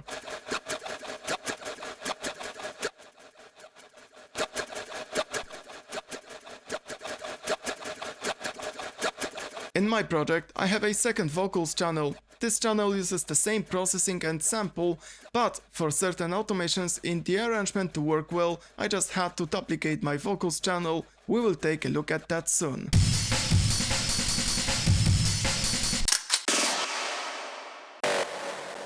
In this chapter, we will be making minor sound effects, small rises, one-shot effects that accompany the main lead synths and so on. Let's start maybe with a sound that's very characteristic for Azyr, that is the reload sound effect. There are plenty of websites, maybe even the almighty Looperman will have something decent with such sound effects, but no matter what we pick, we want to have a clean and quality audio sample. If the recording had some unpleasant microphone noise or some other imperfections, the processing of such sound becomes much more complex. My clean sample will have a new reverb effect. We are still using an audio effect track, but this time I'm using the Wasted Space plugin by Softtube. Personally, I got it for free by signing up for Softtube's newsletter and waiting 2 weeks to get my personal discount count. Maybe you will be equally lucky. This reverb sounds more unique than the Valhalla Room reverb, plus it has some lo-fi features as well. It's again most important here to set the dry wet to 100%, and we will also bring the pre-delay and high-pass settings down.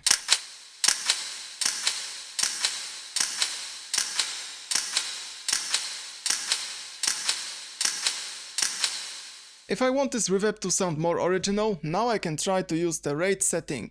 It's a combination of both low pass filter and some sort of a frequency knob from the D16 Decimode 2 plugin. This setting goes with the filter type.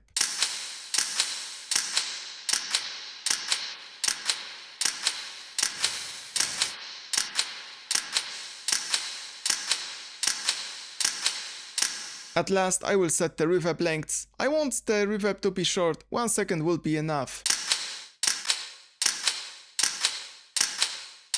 I'm tweaking the volume of both reverb and dry sound. And after the audio effect track, I'm using the roar once again. This can remind us of how we processed the percussion earlier. Again, the sound with roar will become slightly fuller and glued.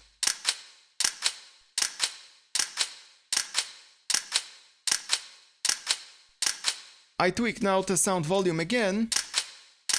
And now I can move on to another sound. In the breakdown, I am going to use a drum break. To be more specific, I'm using here an amen break, a sound very popular in drum and bass music. You have to know that what you take a look at is the chopped amen break sample that I already cut into slices by using the simpler instrument. The chopping process looks exactly the same as in the Noise Not War full track tutorial. Right now you can see the exact timestamps of a moment where I'm explaining how to chop drum breaks. So, refer to that part of the video in any case. In my track here, I also rearranged a bit the slices to alter the rhythm of the break. We are going to process now all the slices within group processing. I begin with adding a fried sound with the dynamic tube. The tube distortion is something we've already seen in the serum distortion, and the dynamic tube won't sound too different than that. As usual, I normally start with adding a lot of distortions through both drive and bias.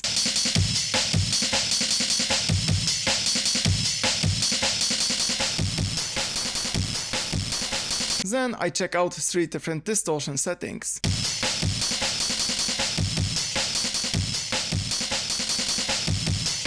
This time the B model sounds best. I usually skip the right section of this effect completely and move onto the tone knob.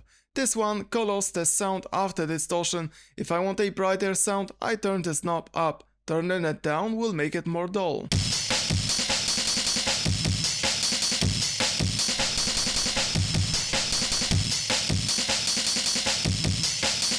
The last thing is tweaking both output and dry wet.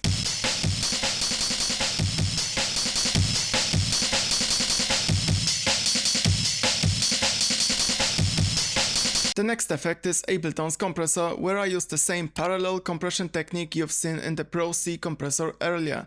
The settings are again radical. The threshold is set all the way down, the ratio is equal to infinity.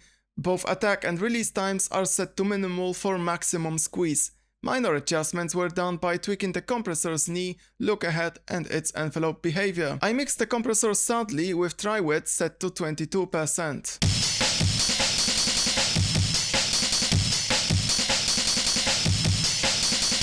The order of these two effects can be in theory swapped. Sometimes it might sound slightly better if it's the compressor that's before the distortion. But this time the current order sounds just better. After the compressor, I have the wasted space reverb once again. I will turn on both reverb and utility devices on both reverb and dry chains.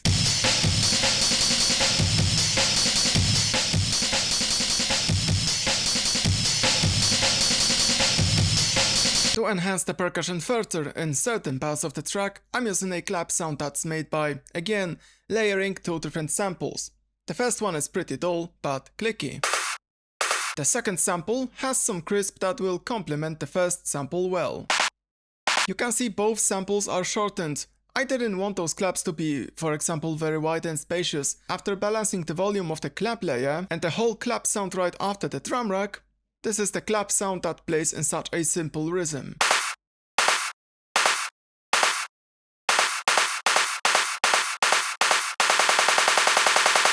Now, here's a cool sound I will create by reusing the clap sound I made a while ago. If I create a copy of this channel, create a slightly different volume balance between these 2 samples, and pitch the main sample by a whole octave, I can add now a few extra effects to finish my first one-shot sound effect. I will start with making the sound a bit more alive through distortion. As I said, one of the clap samples is a dull sound, so a bit of pedal processing won't hurt.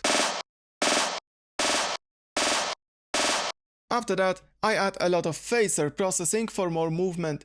The flanger you've seen me using on the Screech lead is nothing compared to that. At first, I will give the modulation the right speed. This phaser doesn't have to be fast, so 2 bars will be just right. To make the effect work more intensively and interesting, I will turn up both amount and feedback.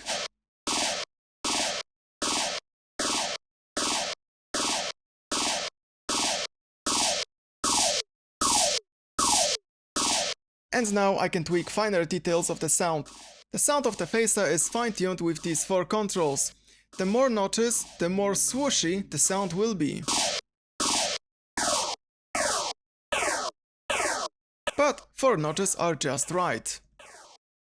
The notches can process different frequency range with the center setting. If I turn this up, the phaser will give an impression of a sound that's pitched higher.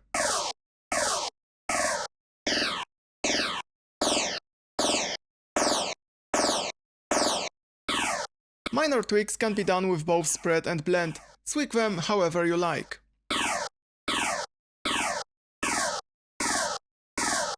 By default, the modulation of notches takes the shape of a triangle wave. I will expand the effect view and alter the triangle wave shape by adjusting the duty cycle.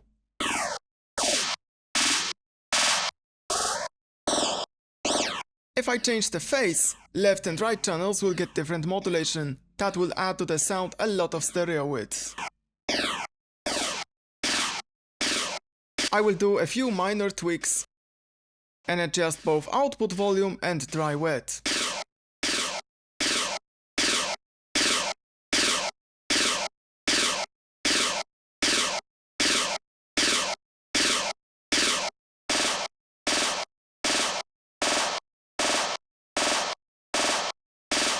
I adjust the volume once again and use the same Valhalla Room reverb you already know from previous sounds. I want the reverb and synths to be glued, just like I did with the Azyr bassline. However, this time the compression will be simpler.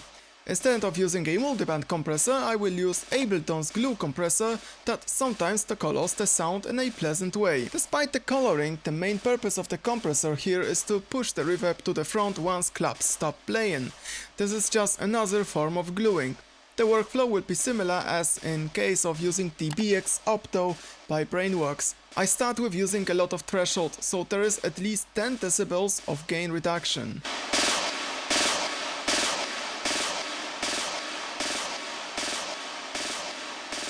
Then, I tweak time-related parameters. Out of them, the release will be more important.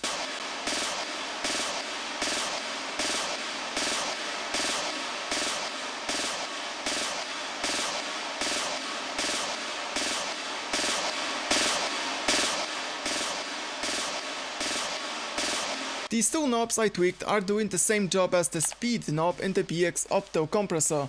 Once the rhythm is okay, I adjust both ratio and threshold.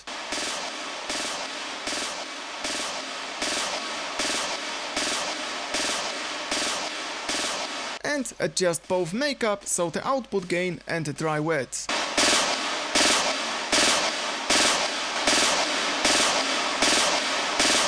Small rising sound effects or impacts can be made out of the reverb I used on that claps one-shot sound effect. We have to start with bouncing the reverb. For example, I can duplicate the claps one-shot effect channel, solo the reverb chain in the audio effect track, and now in Ableton use the bounce track and place option. I cut out parts of the reverb that sound good in my opinion.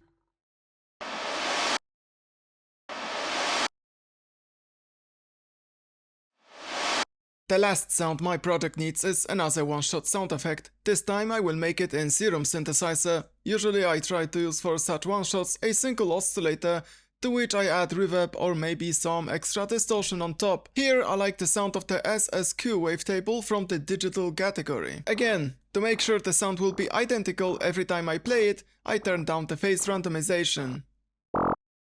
And I fine-tune the sound with wavetable position.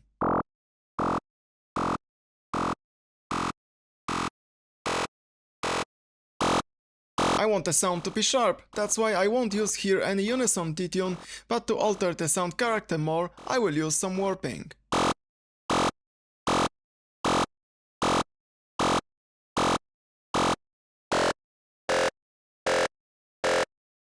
I tweak the output volume, turn on mono voicing, and in the end, to give the sound more movement, I will modulate the pitch of the sound in time. The LFO is similar to the one you've seen earlier in the Screech lead. The pitch modulation range you can see in the Matrix tab is tiny. It's just 2% and that won't make the sound too weird.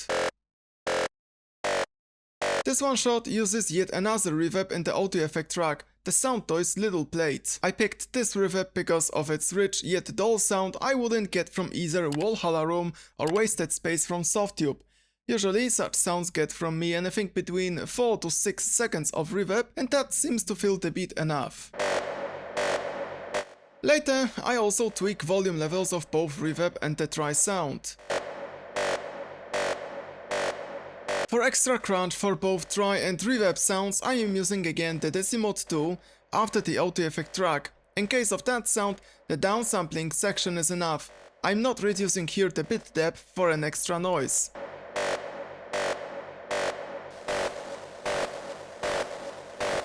I add another utility and another glue compressor that will glue the one shot with the reverb.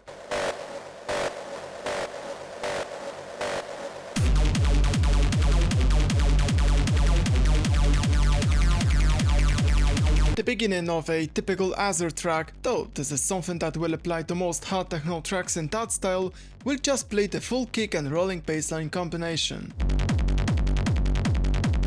Very quickly, because after the first 4 bars I'm adding a bit of percussion. You have to know I'm coloring MIDI clips depending on how full or intense the sound is. For example, the green MIDI clip of the percussion plays just a handful of samples, but the red MIDI clip has all the sounds I've been making earlier. So, after the first 4 bars in my track, I'm playing the most soft percussion pattern. That's because playing a full percussion pattern right away would ramp up the energy too fast. Let's check that out.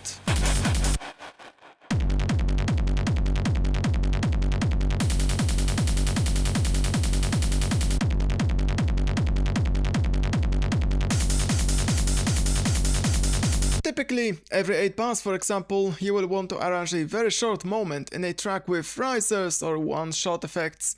At first, you want to make space in the mix for such effect, so play around with turning off either the whole kick and bass channels or its individual elements. When I try to remove the whole kick and bass group in that movement, I'm losing the flow in the track and this sounds bad.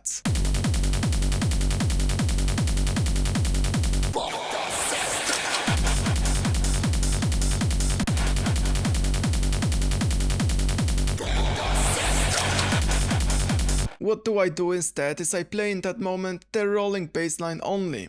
Turning off the percussion in that moment is a good idea as well. Once the space for other instruments is there, I am trying to use my one-shot effects, short risers and even vocals, but I'm never trying to use in those moments either the acid bassline or the screech lead. These two sounds are basically defining two important sections of a track. Using those sounds every 8 bars just to make the arrangement more interesting would diminish the importance of those sounds. I decided to use my full vocals, the reload sound effect, and claps one shot effect.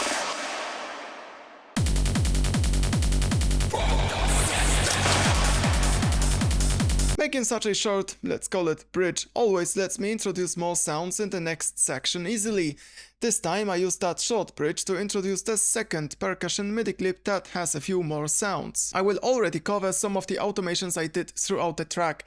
Beginner producers underestimate the importance of even simple automations, but even basic filter or volume automations can be used in a few ways. This automation turns up the whole percussion channel by almost 2 decibels. Thanks to that, the moment the more complex percussion kicks in seems stronger. Vocals get their own automation as well. Because they have a pretty loud reverb, that reverb is going to be heard for a while from the 8th bar, and for a more interesting sound, I'm turning on the tremolator effect to make it modulate only the reverb tail.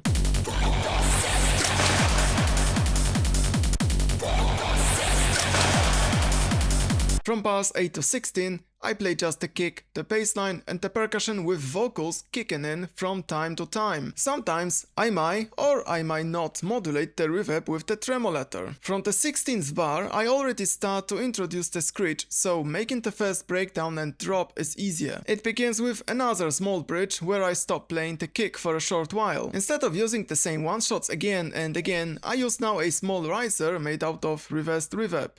And I play the vocals once again. After that, 2 interesting things happen. At first, I start playing the screech with a low-pass filter on. This low-pass filter is inside of the Pro Q equalizer, and notice that I don't start this automation with setting the cutoff to 0 or 20 Hz. I want to hear the screech right from the beginning, but I want the sound to be dull.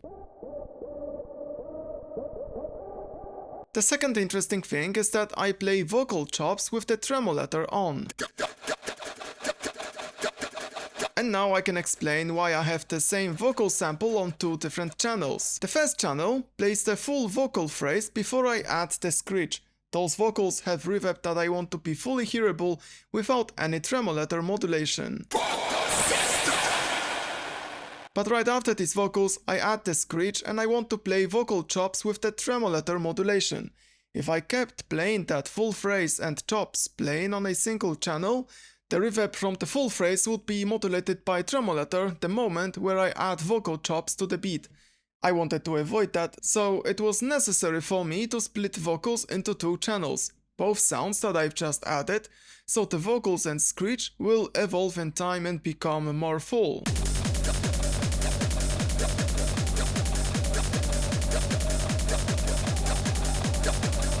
Look at the automations. Throughout the next 16 bars, the low pass filter on the screech will open more and more, and vocals will become louder and louder.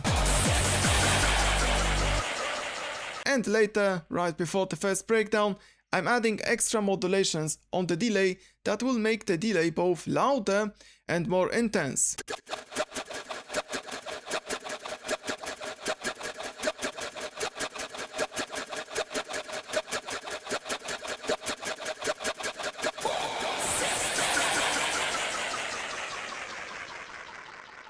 In the end of that 16 bars long loop, I played the full vocals, but I controlled the delay carefully to echo mostly just the last part of that phrase. To make that phrase hearable well, I turn off the tremolator effect. Regarding the other sounds, the percussion is getting even more intense. I'm playing here yet another pattern. Right before the first breakdown, I play another riser sound effect. And sometimes, to make the beat more interesting, I use one of one-shots.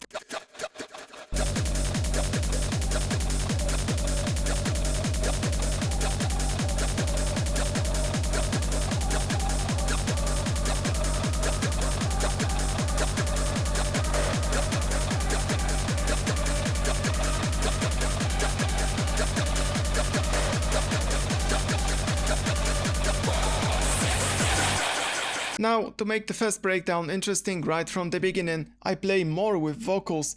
That's probably the instrument where I have most effects on. Essentially, I let the delay keep playing, but the delay signal gets pitched down, thanks to the sound toy's little altar boy. That makes things more interesting, but what adds more impact to the beginning of the breakdown, along with the delays from the vocals, I play the bounced reverb from claps, and I turn up the screech volume for a short while.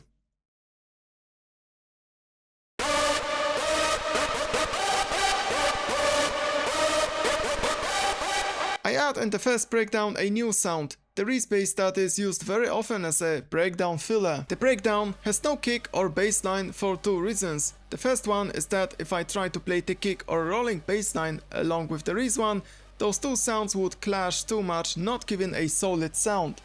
The second one is that not using the kick or rolling bassline in breakdowns helps to separate those parts of the track better.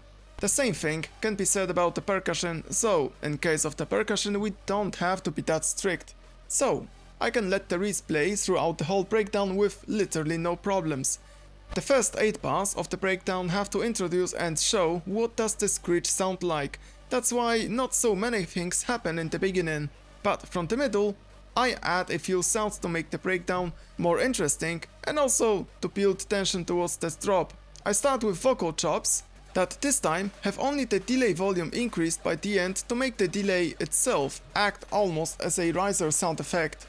On top of vocal chops, I play the claps. They begin slowly, but in time I play them more and more often. And similarly to the vocals delay, when the drop comes, I turn up the volume of the claps. I also make them temporarily wider in the stereo field. The stereo width automation is in a separate utility though.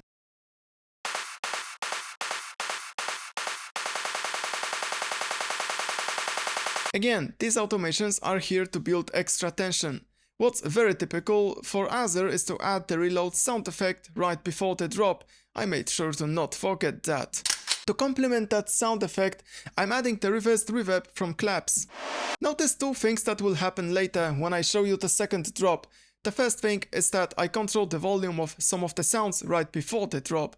For example, to hear better the reload sound effect or the reversed reverb from claps, I mute the Reese bass and the Screech itself. The second thing is that at this moment the drop doesn't feel strong. To be more precise, I would have to say the drop feels quieter than the breakdown.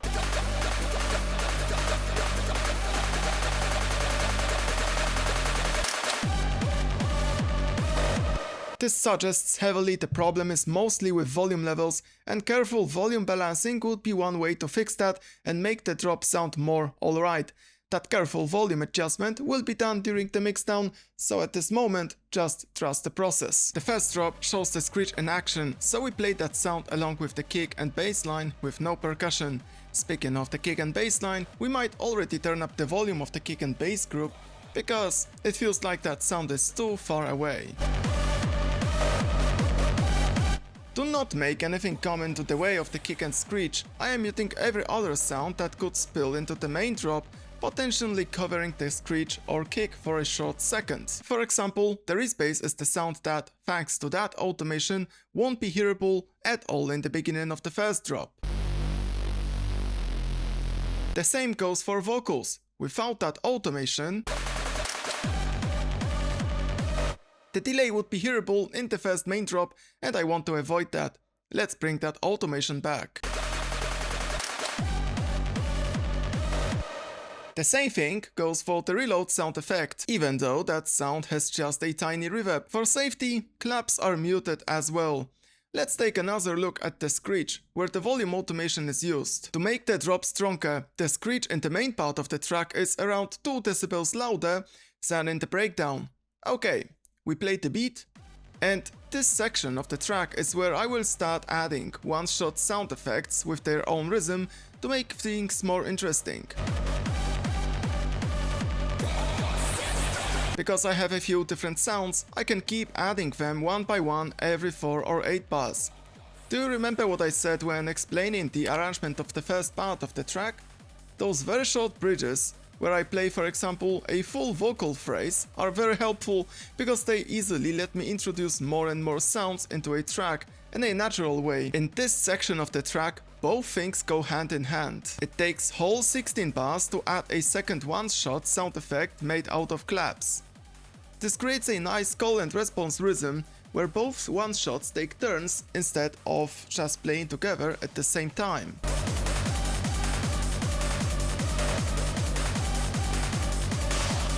To heat things up in that section of the track, I switch the percussion pattern to the most full and aggressive one.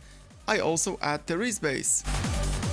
Notice that I play here only the mid-frequencies layer of the bass to prevent any low end clashing.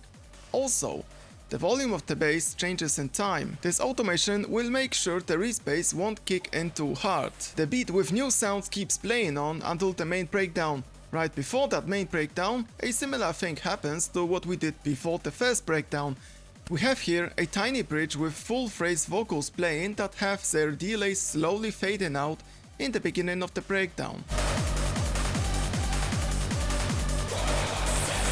We are moving now onto the main breakdown. In other tracks I noticed the main lead starts to play right from the beginning of the breakdown. That's why I play the acid right away. It will be accompanied by the Reese bass. As I said, the Reese is a great background filler. Because it's the breakdown, I won't play here any kick or rolling bass sounds. I can definitely add back the low end to the Reese bass. The beginning of the breakdown has to be accentuated somehow to give that section of the track more impact. I'm using here just the bounced reverb from the claps one-shot effect. I play 8 bars of just the Reese bass and the acid to kind of calm things down. But after that, I keep adding more sounds. I begin with vocal chops with tremolator. Vocal chops are very rhythmic, so it makes sense for me to use them. Notice I don't just play them right away. Again, this could ramp up the energy too aggressively. That's why the vocals begin playing quietly, and the volume automation brings them up in time. You can see the same delay automation as in the previous section of the track. We use those automations to build tension. Now, I'm building that tension because in the middle of the breakdown, I want to add the drum break, another nice background filler. So, we have those automations, but also before we hear the drum break, we play full vocals without the tremolator. Again, having vocals on two separate channels is helpful in our project. Then the drum break starts to play, and on top I throw in acid automations to not make the sound boring. But apart from the LFO1 rate and filter cut-off modulation I shown you earlier, I have a few more automations. The top one turns off the side chain for the acid. No kick is playing in the breakdown, so there is no need to make the acid duck and be a bit more behind. The stereo widths getting larger and larger helps the acid to slowly evolve. The volume automation mainly mutes the acid at the end of the breakdown, where we will use again the reload sound effect for the second drop. That's how I start building the tension, but towards the drop I play around with adding an extra sound here and there. For example, I reuse the same claps pattern you've seen in the first breakdown. Some one-shots are used as well. I play the hi-hats for a brief moment too. To make the second drop more interesting, I experiment with the little altar boys on vocals again. The closer there is to the main drop, the higher the vocals are pitched. I also turn them up in volume, as if it was a riser sound effect. By the end of the build-up, we use the same trick with playing some sounds while completely muting others. This breakdown has something extra. I like to throw the utility effect on the main channel to make certain sections of the track quieter or louder. I will show you now what does the volume modulation look like across the whole track. I start playing the track with no changes to the volume, and it's the main breakdown where something changes. I gradually turn down the volume of the whole track, so the listener doesn't notice the difference in volume, and this gives me a chance to later strengthen the drop by immediately bringing that volume back at the right moment.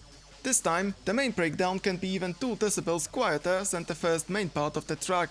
I heavily encourage to play with such automations because it's a very easy way to strengthen any drop. And we are having the main drop. To make it stronger, we must let the very first kick drum to be hearable, and little to no sounds should cover it. Notice I'm once again muting any sound that was playing until the end of the build-up. These sounds don't belong to the main part of the track, and I don't want them to clutter the very beginning of the beat. The main beat begins with just a kick and acid bassline playing. It requires decent mixing skills to have just a beat with 2 or 3 sounds playing and still having the track sounding full. Unfortunately, if your track foundation, that is the kick and bass, and the main lead are even just a bit too weak, the same drop arrangement will not work that good. Our kick, bassline and acid sounds are good, so we can start with just playing them for 8 bars straight. Then, I have another tiny break, after which I add a full percussion pattern. After another 8 bars, I have another short break, and I add vocal chops you already know from the first part of the track.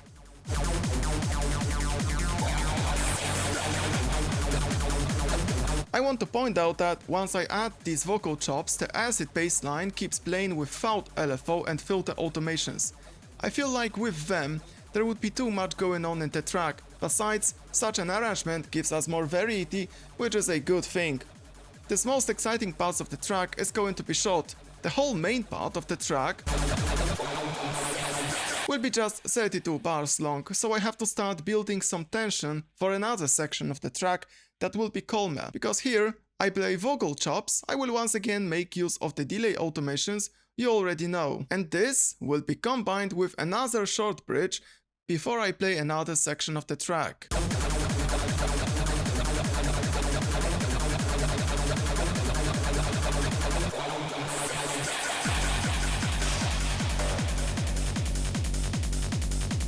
From the moment the main part of the track is finished, arranging the rest of the track can be about recycling earlier sections of it. I start winding down the energy by playing a less full percussion pattern. I do not play any Screech or Azyr sounds. As I said earlier, these sounds are mainly reserved for main parts of the track, but I can still use my one-shot samples that play in their own call and response pattern. I'm going to reuse that pattern for the next 16 bars. Besides that, nothing much happens. By the end of those 16 bars, I use again vocals to make the arrangement more interesting. The last 16 bars sound very similar to the intro.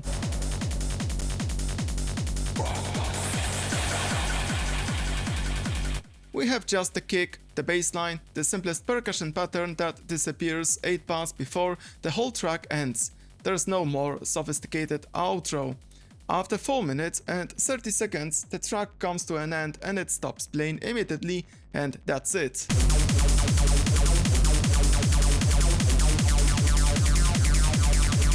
I want to begin covering the mixdown by stressing out the importance of volume balance and volume automations I have in the whole track. Unlike in the Azyr or Noise Not War type of track, controlling the volume levels in the track is more important than ever. And there's an important reasoning behind that. The first thing you have to know is that drops in our track are quite specific.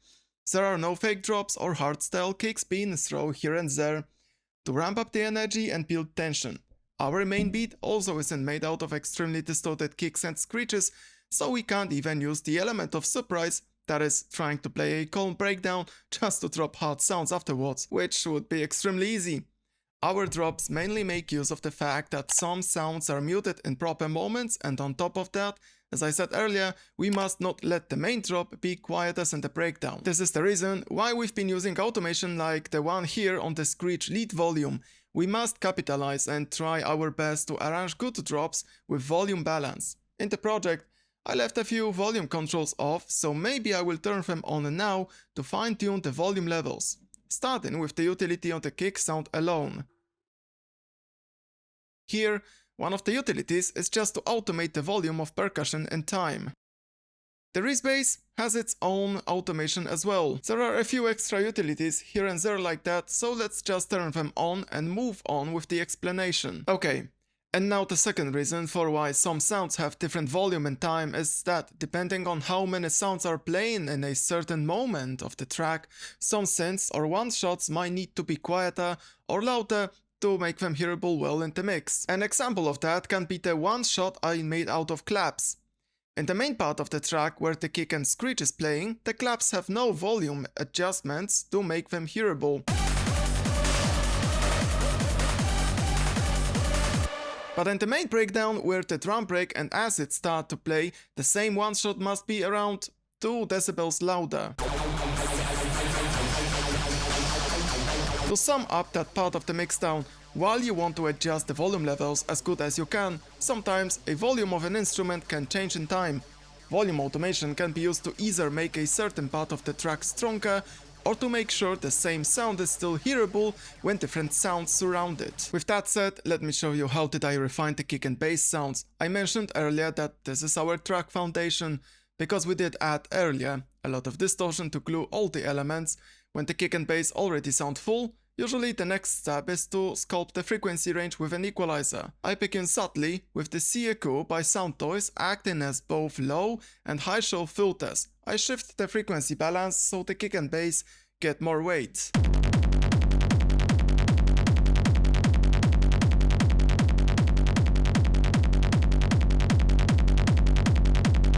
The Trident A range continues that shift. I make here another high-end cut at 3 kHz and I boost 100 Hz range. Boosting the 100 Hz range is a popular trick to add to the kick more punch and more weight to the bass line.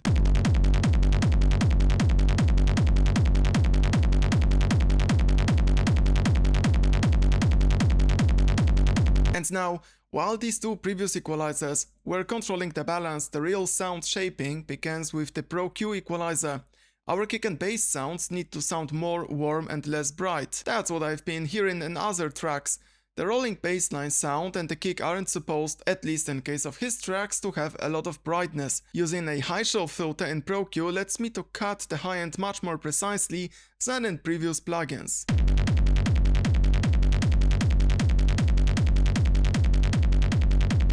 On top, our rolling bassline has a lot of click and substance in the beginning. To cut that out, I made a series of mid-frequencies cuts, but not all those cuts here have the same purpose. 750 and 1 kHz cuts are making the bass and kick take less space in the mix. Right now, the kick and bass sounds a bit too open, and these two filters will take care of that.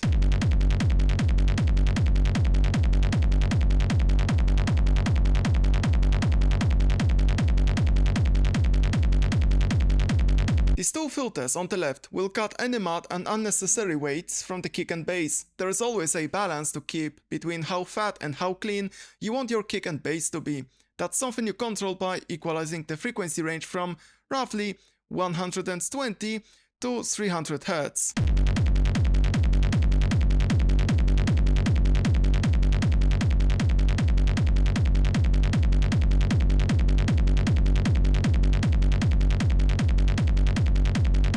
After the equalizer, we can see some confusing processing with isotope ozone exciter.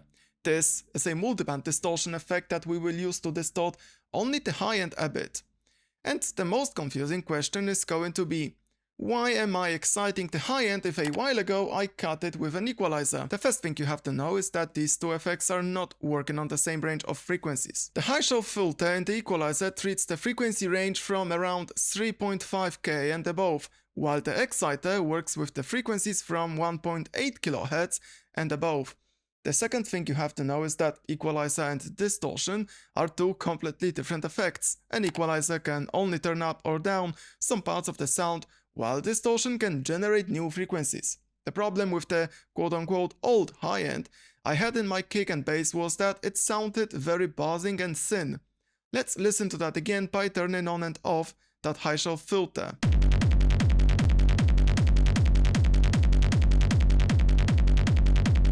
The high end I just cut will be now replaced with something that sounds way fuller. When working with multiband distortion, not only I have to decide what range of frequencies I want to treat, I also need to consider the type of distortion, its amount, and the dry-wet setting, just like when working with a classic distortion effect. Here is the difference in sound.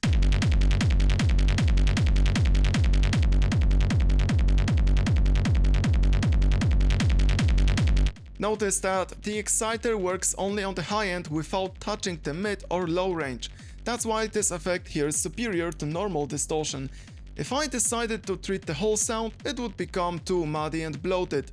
When I apply all distortion and EQ settings, I can think of increasing the loudness. I'm using for that a clipper again. You have seen me using this effect in the previous Azyr style tutorial, where it crushed the kick well. A standard clip by Azyr Audio Tools is, in my opinion, superior because it has 4 different clipping modes that let you influence how does the character of the sound change once the clipping occurs.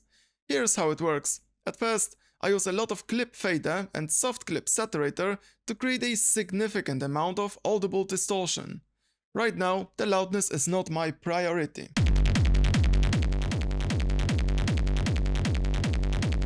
Then, I control the character of the sound. I'm using both mode and soft clip saturator controls to dial that. Sometimes by choosing the right clipper settings you can add to the sound that extra weight, but if you want you can also fine-tune these settings to make the clipper as transparent as you want. This means that you will try to make the clipper change the sound as little as possible while trying to get as much loudness as you can.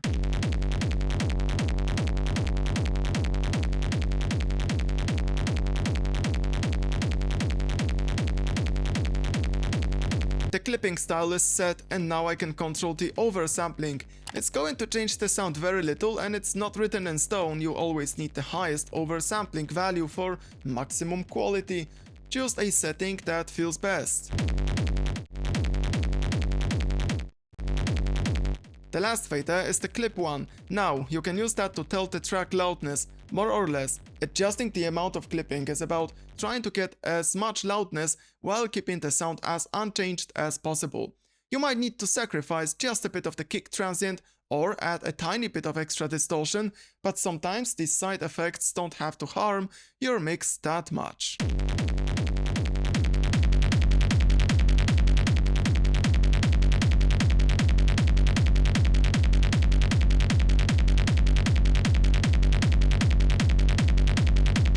That's not the end of kick and bass processing, as there is one more thing that might fill the space between the kick and rumble better than just a clipper. I'm talking about a small reverb that's applied to just the kick. Another audio effect track is put right after the drum rack, where we have just the kick drum. In the drum rack, I'm using the hybrid reverb from Ableton, but if you like any other reverb sound, it's going to work equally well. Aside from using the dry wet at 100% and turning off the built-in equalizer, what I'm doing with the hybrid reverb is I'm using here just a convolution type of reverb. The same thing I'm using for low-end rumbles whenever I grab the Convolution XT plugin you could see me using on my channel at least a few times. Using the hybrid reverb in that way is about finding in that large list of impulse responses the type of reverb we like most.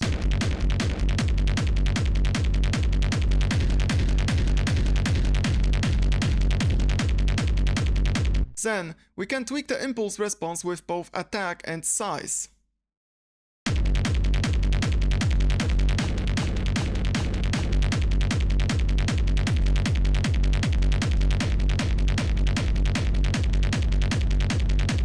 The length of the reverb has to be short. A reverb of around 1 second should be fine.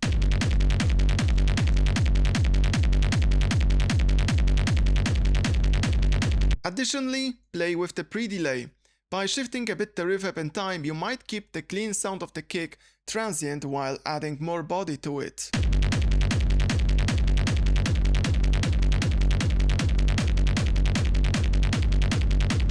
At last, if the reverb is supposed to fill the kick sound more, it should be narrow in the stereo field.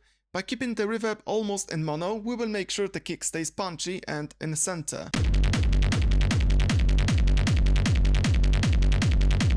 Okay, if I keep playing the kick with the reverb, you will notice the low end from the reverb overlaps with the low end from the kick. That's why in the Pro Q that comes afterwards, one of the filters I must use is a high pass one.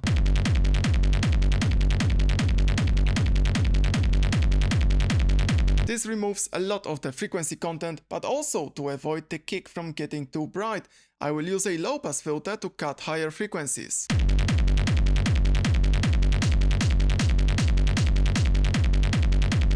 Remaining two filters clean up slightly the mid-range.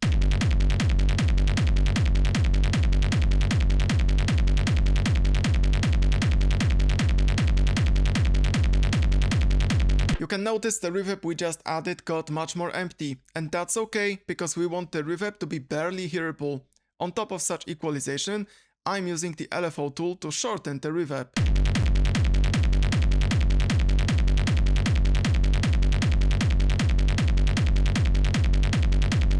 And the utility in the end turns up the reverb volume to make it fit the kick well.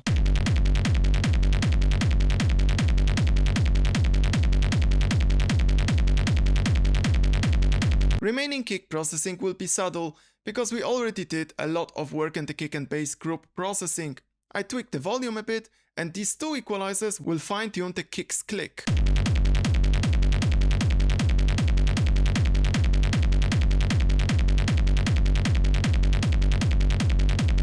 The rolling bassline has its own set of filters in the EQ. Their individual effect on the sound is very little, so I will preview you the sound with and without the whole equalizer. Even though you can expect the mud to be slightly cut and bass to be a bit less prominent, what you will hear most likely is the effect of that low pass filter that slightly tames the bass.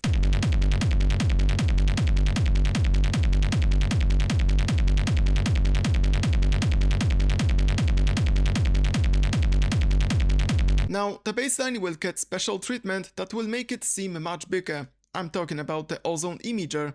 The issue with our bass is now it's a completely mono sound. While it fills a lot of space in the center, there isn't much on the sides. Now, the ozone imager will take care of that. This plugin has a normal width fader that controls the stereo width of an existing stereo image of the sound. If you look at this meter here, you will see a single vertical line. This means the rolling bassline is a completely mono sound, and using the width fader right now won't do anything. We have to use at first the stereo-wise switch and the amount fader to create a stereo image that later we can turn up or down with the width fader. What I would do is following. I give the bassline a lot of width, let it be even 40%, and then I adjust the amount fader to control the sound of the stereo width.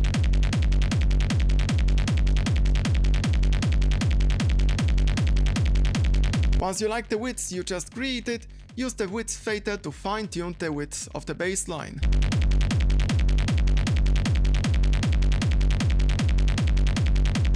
You don't have to worry here about the low end being in stereo. This ozone imager works only on the mid-frequencies layer and the sub layer stays mono. The width sounds pleasant. On top, I want to say that the stereo width created by ozone imager is fully mono compatible. This means that the bassline will still sound sharp even when you bounce your track to mono. That's why this plugin on basslines works so much better than, for example, the Soundtoys Microshift. After stereo widening, the Pro Q performs some mid-side equalization. This form of an equalization is rarely used and usually makes up to around 5% of the whole equalization efforts in my productions. This time, I'm using a high-pass filter just to make the stereo image of the rolling bassline lighter.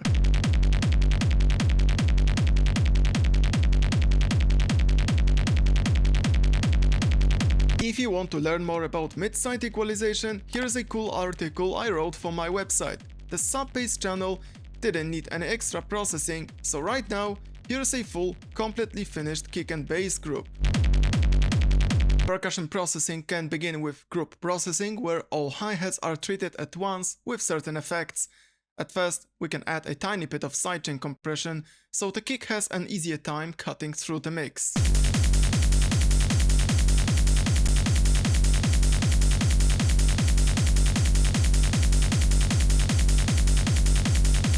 The Trident A-range equalizer performs a small lift in the mid and high frequencies range. This will open the hi-hats and instead of just making them brighter, the equalizer will make them more present in the mix, and that specific effect is mostly because of boosting the 1 kHz range.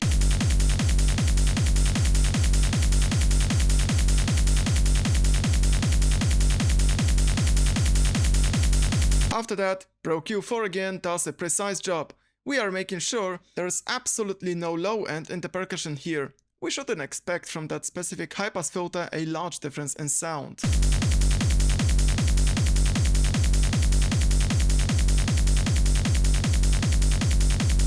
A more interesting thing is a low-pass filter here. This, combined with a high-show filter, rolls off the highest frequencies noise from the hi-hats that make them sparkling too much. These filters won't necessarily darken the hi-hats, instead they will just clean up the sound.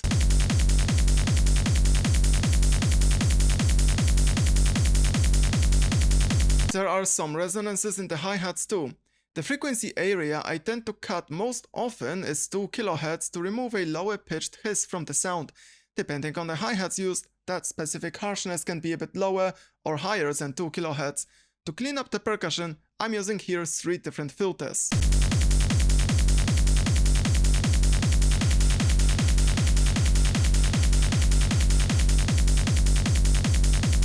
After that, the combination of both MSED and mid-side EQ respectively narrow the stereo image and remove some lower frequencies, making the percussion lighter.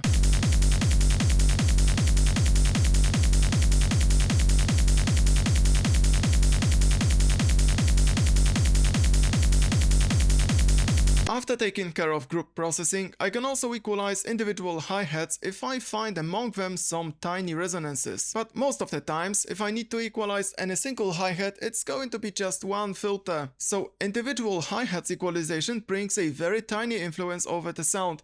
I won't preview the sound with and without individual hi-hats equalization, the difference is very small. I just wanted to let you know that in theory you can do something like that. The next sound on the list is the Reese bass. Reese bass equalization is pretty much straightforward. First 2 filters are controlling the mud of the sound. The bass will get lighter when these 2 filters work.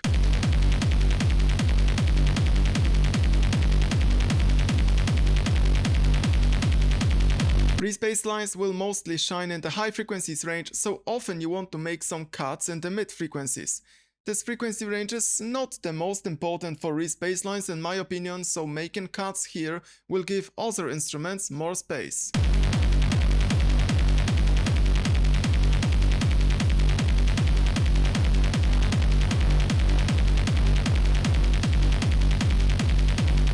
At last, the high end is slightly controlled.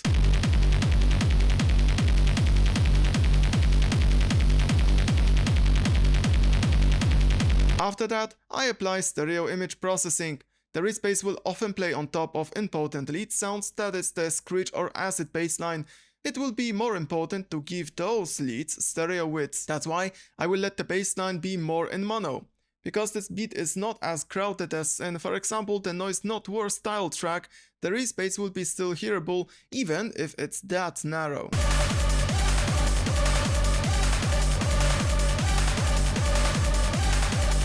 And again, a high-pass filter in the mid-side mode lightens up the bass further. The Azyr bassline, depending on the section of the track, has the sidechain compression on or off. I already mentioned that whenever the kick drum is not playing, the Azyr can play with no ducking, and this will make the Azyr more upfront. The equalization starts with that soft tubes EQ that works similarly as in the Percussion. We give the Azyr some uplift in the mids.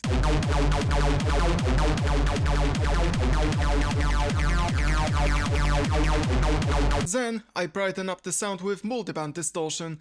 It works in the same way as in the kick and bassline group. Using the L-zone exciter here will make the Azyr more alive than just a high shelf filter in the EQ.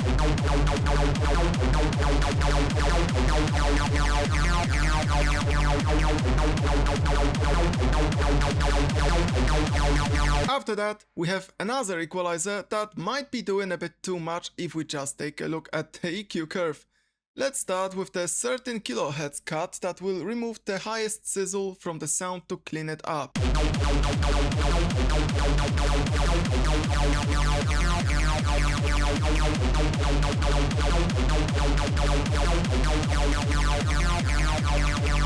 We follow up with a 4 kHz cut that also happens to have another sizzling sound.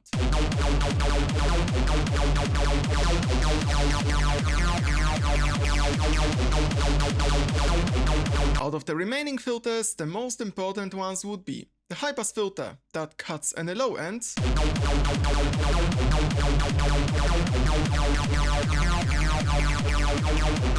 and these two filters at 800 Hz and 1.7 kHz that cut any hollow sound out of the Azyr.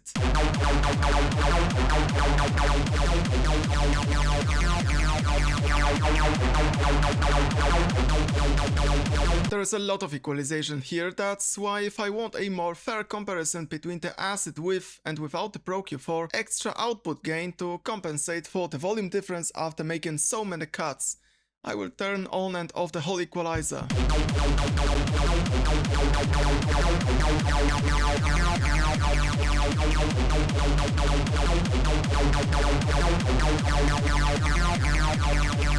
This time the stereo image processing is a bit surprising.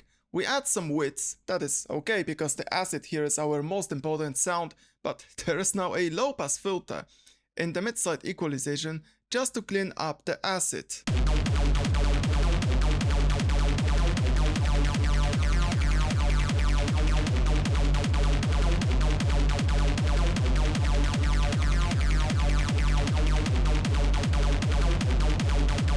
This equalization will now make a quite audible difference in sound, mostly because our Azyr is a quite wide sound.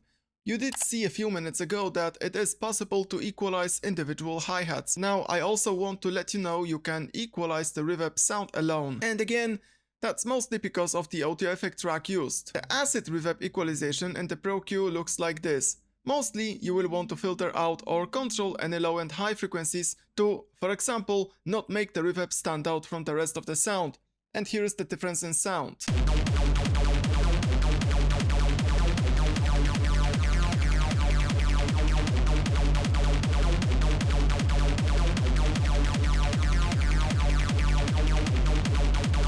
This reverb equalization is mostly just so the reverb blends better with the Azyr. This specific equalization here is used on our reverb coming from the Valhalla Room plugin to keep the reverb sound similar. Whenever I am using that reverb on other sounds, those sounds will get identical reverb equalization settings. And we can already see that happening with the Screech lead, where I also use the Valhalla Room reverb. So I'm using here an identical equalizer. And I also controlled the reverb stereo widths with the MSED by Voxenko. I will play now the beat and turn on and off both effects.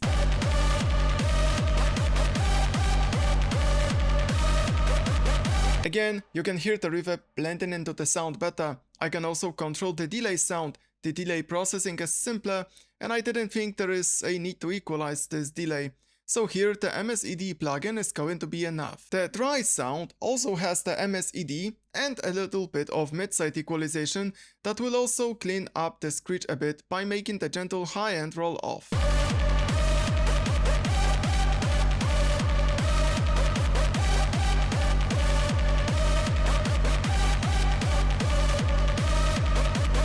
Now it's time for a more proper equalization. It will make some sense, because after the pedal effect, some extra frequencies are generated, so equalizing the sound will be pretty important. I again begin with rough adjustments with both CEQ and Trident A range, and I give the high end a lift up.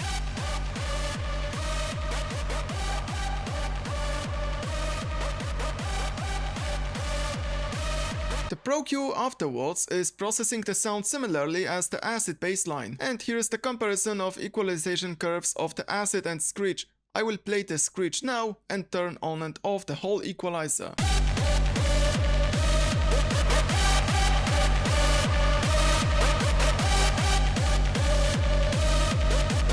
On the bottom of Pro Q, you can see me using the output gain again.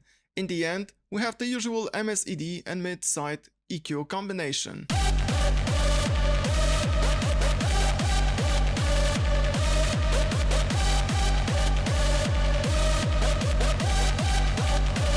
Let's go through remaining sounds faster. The claps one-shot effect by itself could be more narrow to stand out from the reverb more. I'm doing that with the MSED on the dry chain.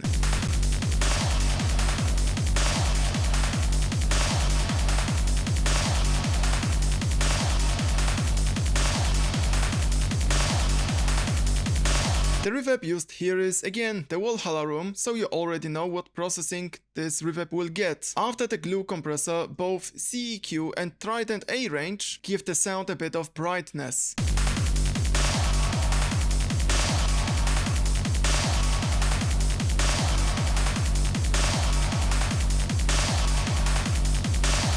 The Pro Q for afterwards mainly cuts the hollow sound out of the claps. This is happening thanks to the 650 Hz cut. There are a lot of cuts again, so the output gain is set to plus 2.6 decibels.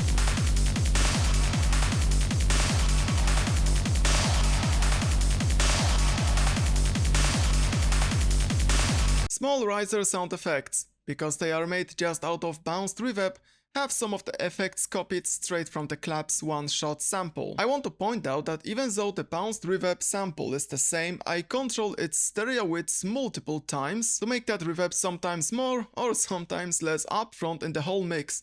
The bar number 80 is a good example of that. Vocals are also using the Valhalla room reverb. I'm turning on the same plugins as usual. Remaining processing after the little altar boy is more interesting. I start out with adding just a bit of frontier limiting to slightly glue the delay and reverb. The workflow is simple. I start with turning down the threshold so much that I see around 32 decibels on the gain reduction meter. Then I listen to the changes in rhythm when adjusting the release. Once I have the rhythm I like, I readjust the threshold to finally decide the amount of compression. And here is the result of such adjustment.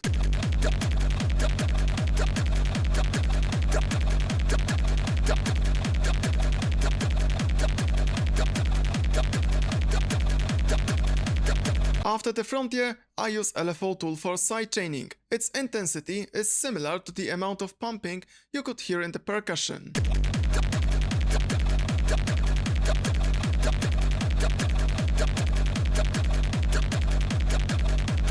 After that, I use the first two equalizers to open the sound a bit up.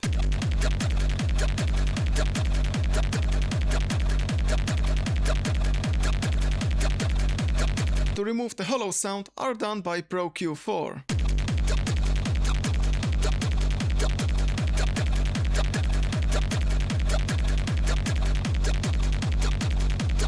In the end, the MSED plugin makes sure the vocals stay narrow.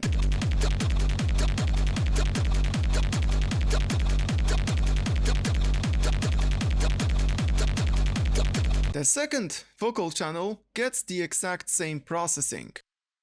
The one-shot synth was also a mono sound. Only on the dry chain, I need a bit of ozone imager to make this sound take more space.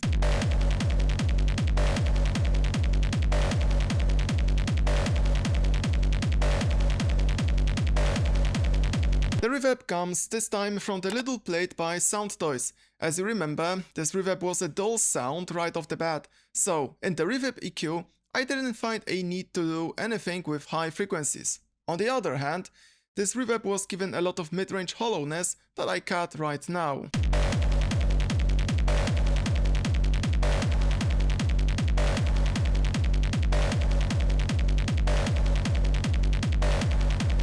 And on top, the reverb gets more narrow.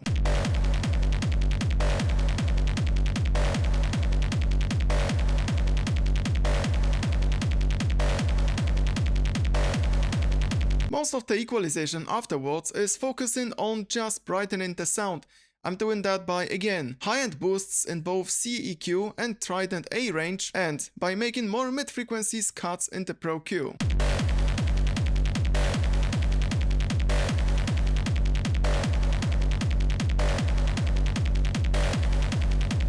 The reload sound effect has a short reverb, so in its processing I only made the sound more narrow.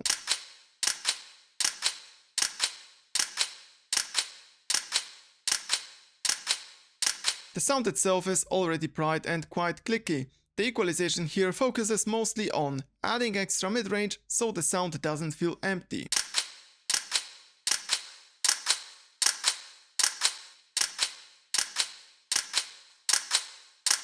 Claps, similarly as other percussion sounds, also have mid-range hiss, mostly around 2 kHz frequency range. The equalizer will clean the claps up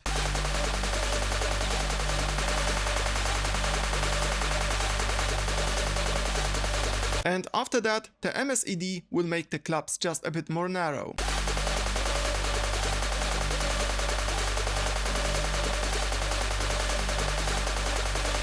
The drum break processing is going to use a new effect. At first, I will make the reverb much more narrow. Similarly as with the kick drum, it would be better if the reverb sits in center in case of percussive sounds.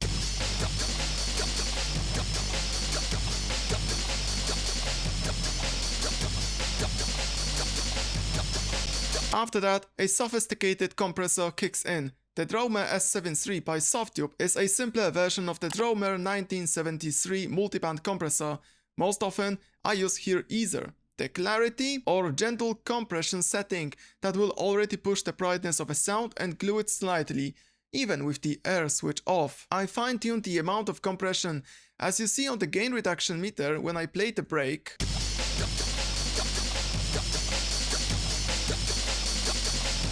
That amount is very little, but it's still okay. I'm using this plugin mostly for sound coloration that I can't achieve in a different way. After a slight nudge of the mix and output knobs, here is the difference in sound.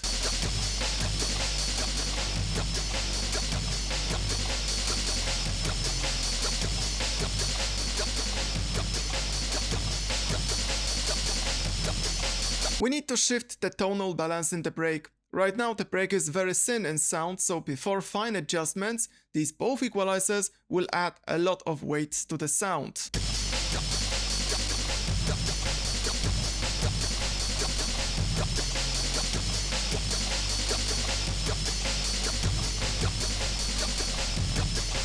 In the end, the Pro Q4 does two important things. It removes the hollow sound from the break,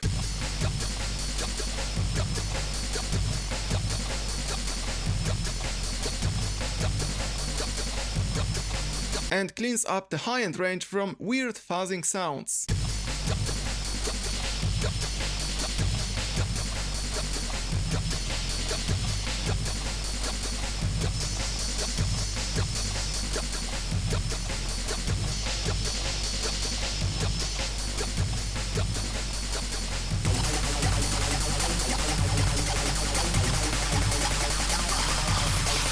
I will begin mastering with improving the stereo image. When I listened at first to the reference track on top that I won't play now because of copyright issues, I noticed the rolling bass line as well as most of the instruments seem to give the track more dimension and depth. There are a few ways to tackle that.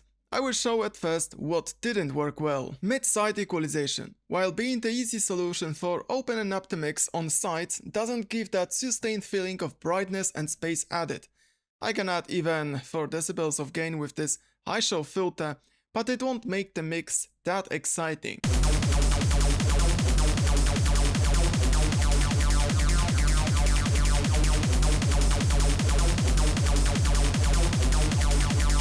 If I turn the cutoff all the way down as if I wanted to turn up the width of the whole track, I will increase the width of lower mids of the bass line. This might make the track sound wider, but also heavier. There won't be that feeling of a brightness and dimension I need.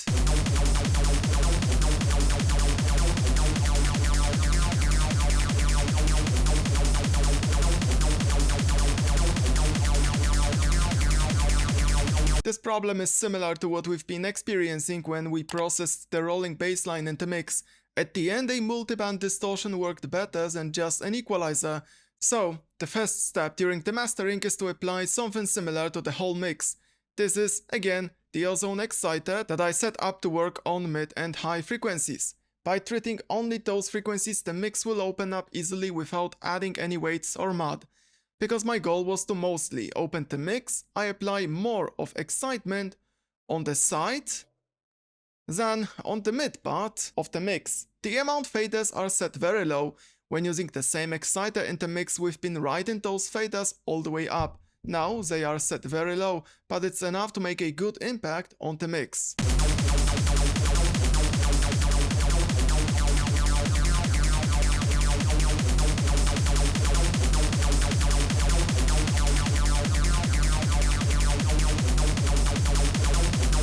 The Pro Q4 that comes afterwards applies a typical smile EQ shape. Boosting the lows and highs at the same time results in a track that's both heavier and brighter. For a better harmony though, it's good to combine those boosts with small cuts in the mid-range to improve the mix clarity.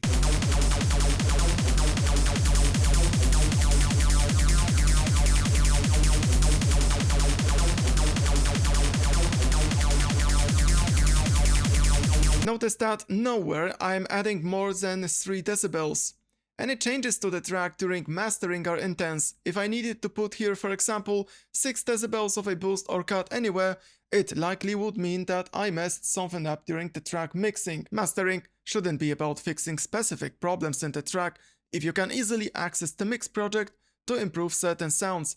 I'm trying to only enhance the track now. After normal equalization, the mid-side one refines the stereo image. I would say this equalization is a bit tied to the exciter we used earlier. The equalizer cuts the 3.3 kHz range on the sides, where the ozone exciter worked earlier. This doesn't mean our exciter got set up in a wrong way before. I would rather put this in that way. The exciter makes a rough and large adjustment, I mean from the mastering perspective, to the stereo image, but the mid-side equalizer now fine-tunes the sound.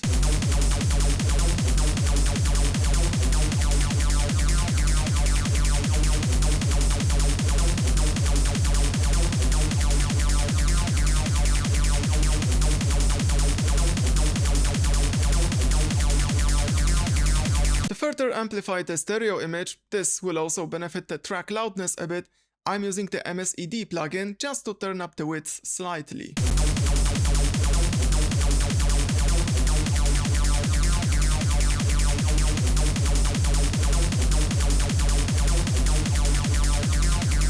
Now here comes some complex processing.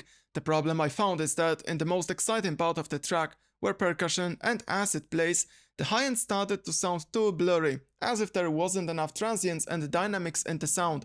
You can hear that mostly on the hi-hats, but the acid bassline is also a sound that has some high end and a bit of a transient. Again, there is a situation where we have some problems in the high end. That problem is now related to the transient and dynamics. A transient shaper is by no means a precise tool to fix that problem.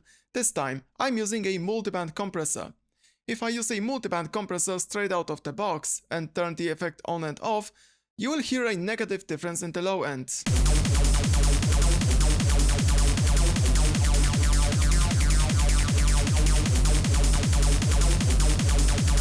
It's because this compressor uses a crossover filter to split the sound into mid and low frequencies.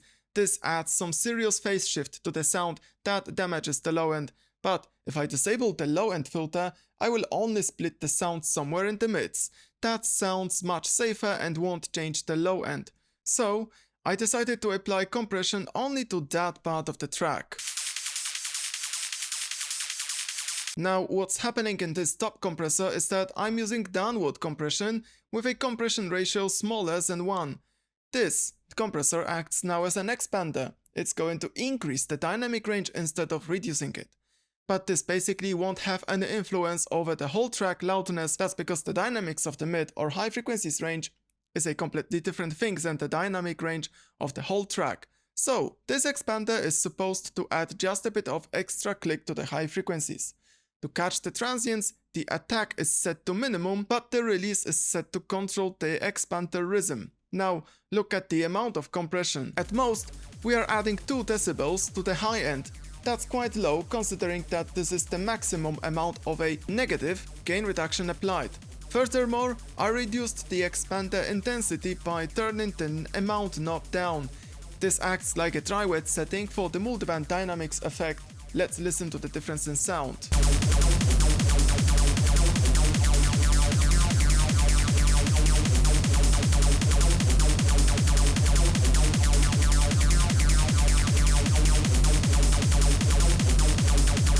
When working with transients, it's quite important to select the compressor's mode to peak instead of RMS. On top, you might consider disabling the soft knee. At last, I'm using an ozone maximizer for the loudness increase. Just as with using compressors in the mixing part of the video, at first I use a lot of threshold, maybe I can set it to around -8 decibels, then I choose the maximizer mode, adjust the character and remaining settings. I know it sounds vague, but I'm trying to critically listen to the track to spot any differences, and I just set the maximizer however I find something better. For example, I could hear tiny differences between different IRC modes, but the stereo independence and transient emphasis sections were adjusted more by feeling, without being able to hear a substantial change in the sound. For such rough and aggressive music, it's better to keep the character in the bottom half. This is equivalent to short attack and release times in a compressor effect. Once all is set, I lower back the threshold to decide the track loudness. I didn't plan to reach -2.5 RMS, which according to the Yulin loudness meter 2 is equal to -5.8 LUFS in the second drop. I consider this level of loudness to be very high, even though I know loudness doesn't just depend on the LUFS or RMS amount.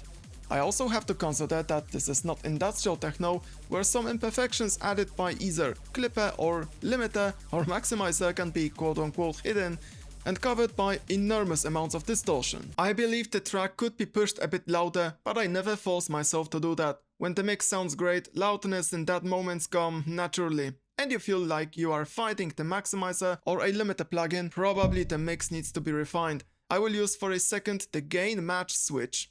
That will let me bypass this maximizer without the loudness difference. You can notice this plugin from Ozone doesn't bring any harm to the mix quality, and I'm happy from that.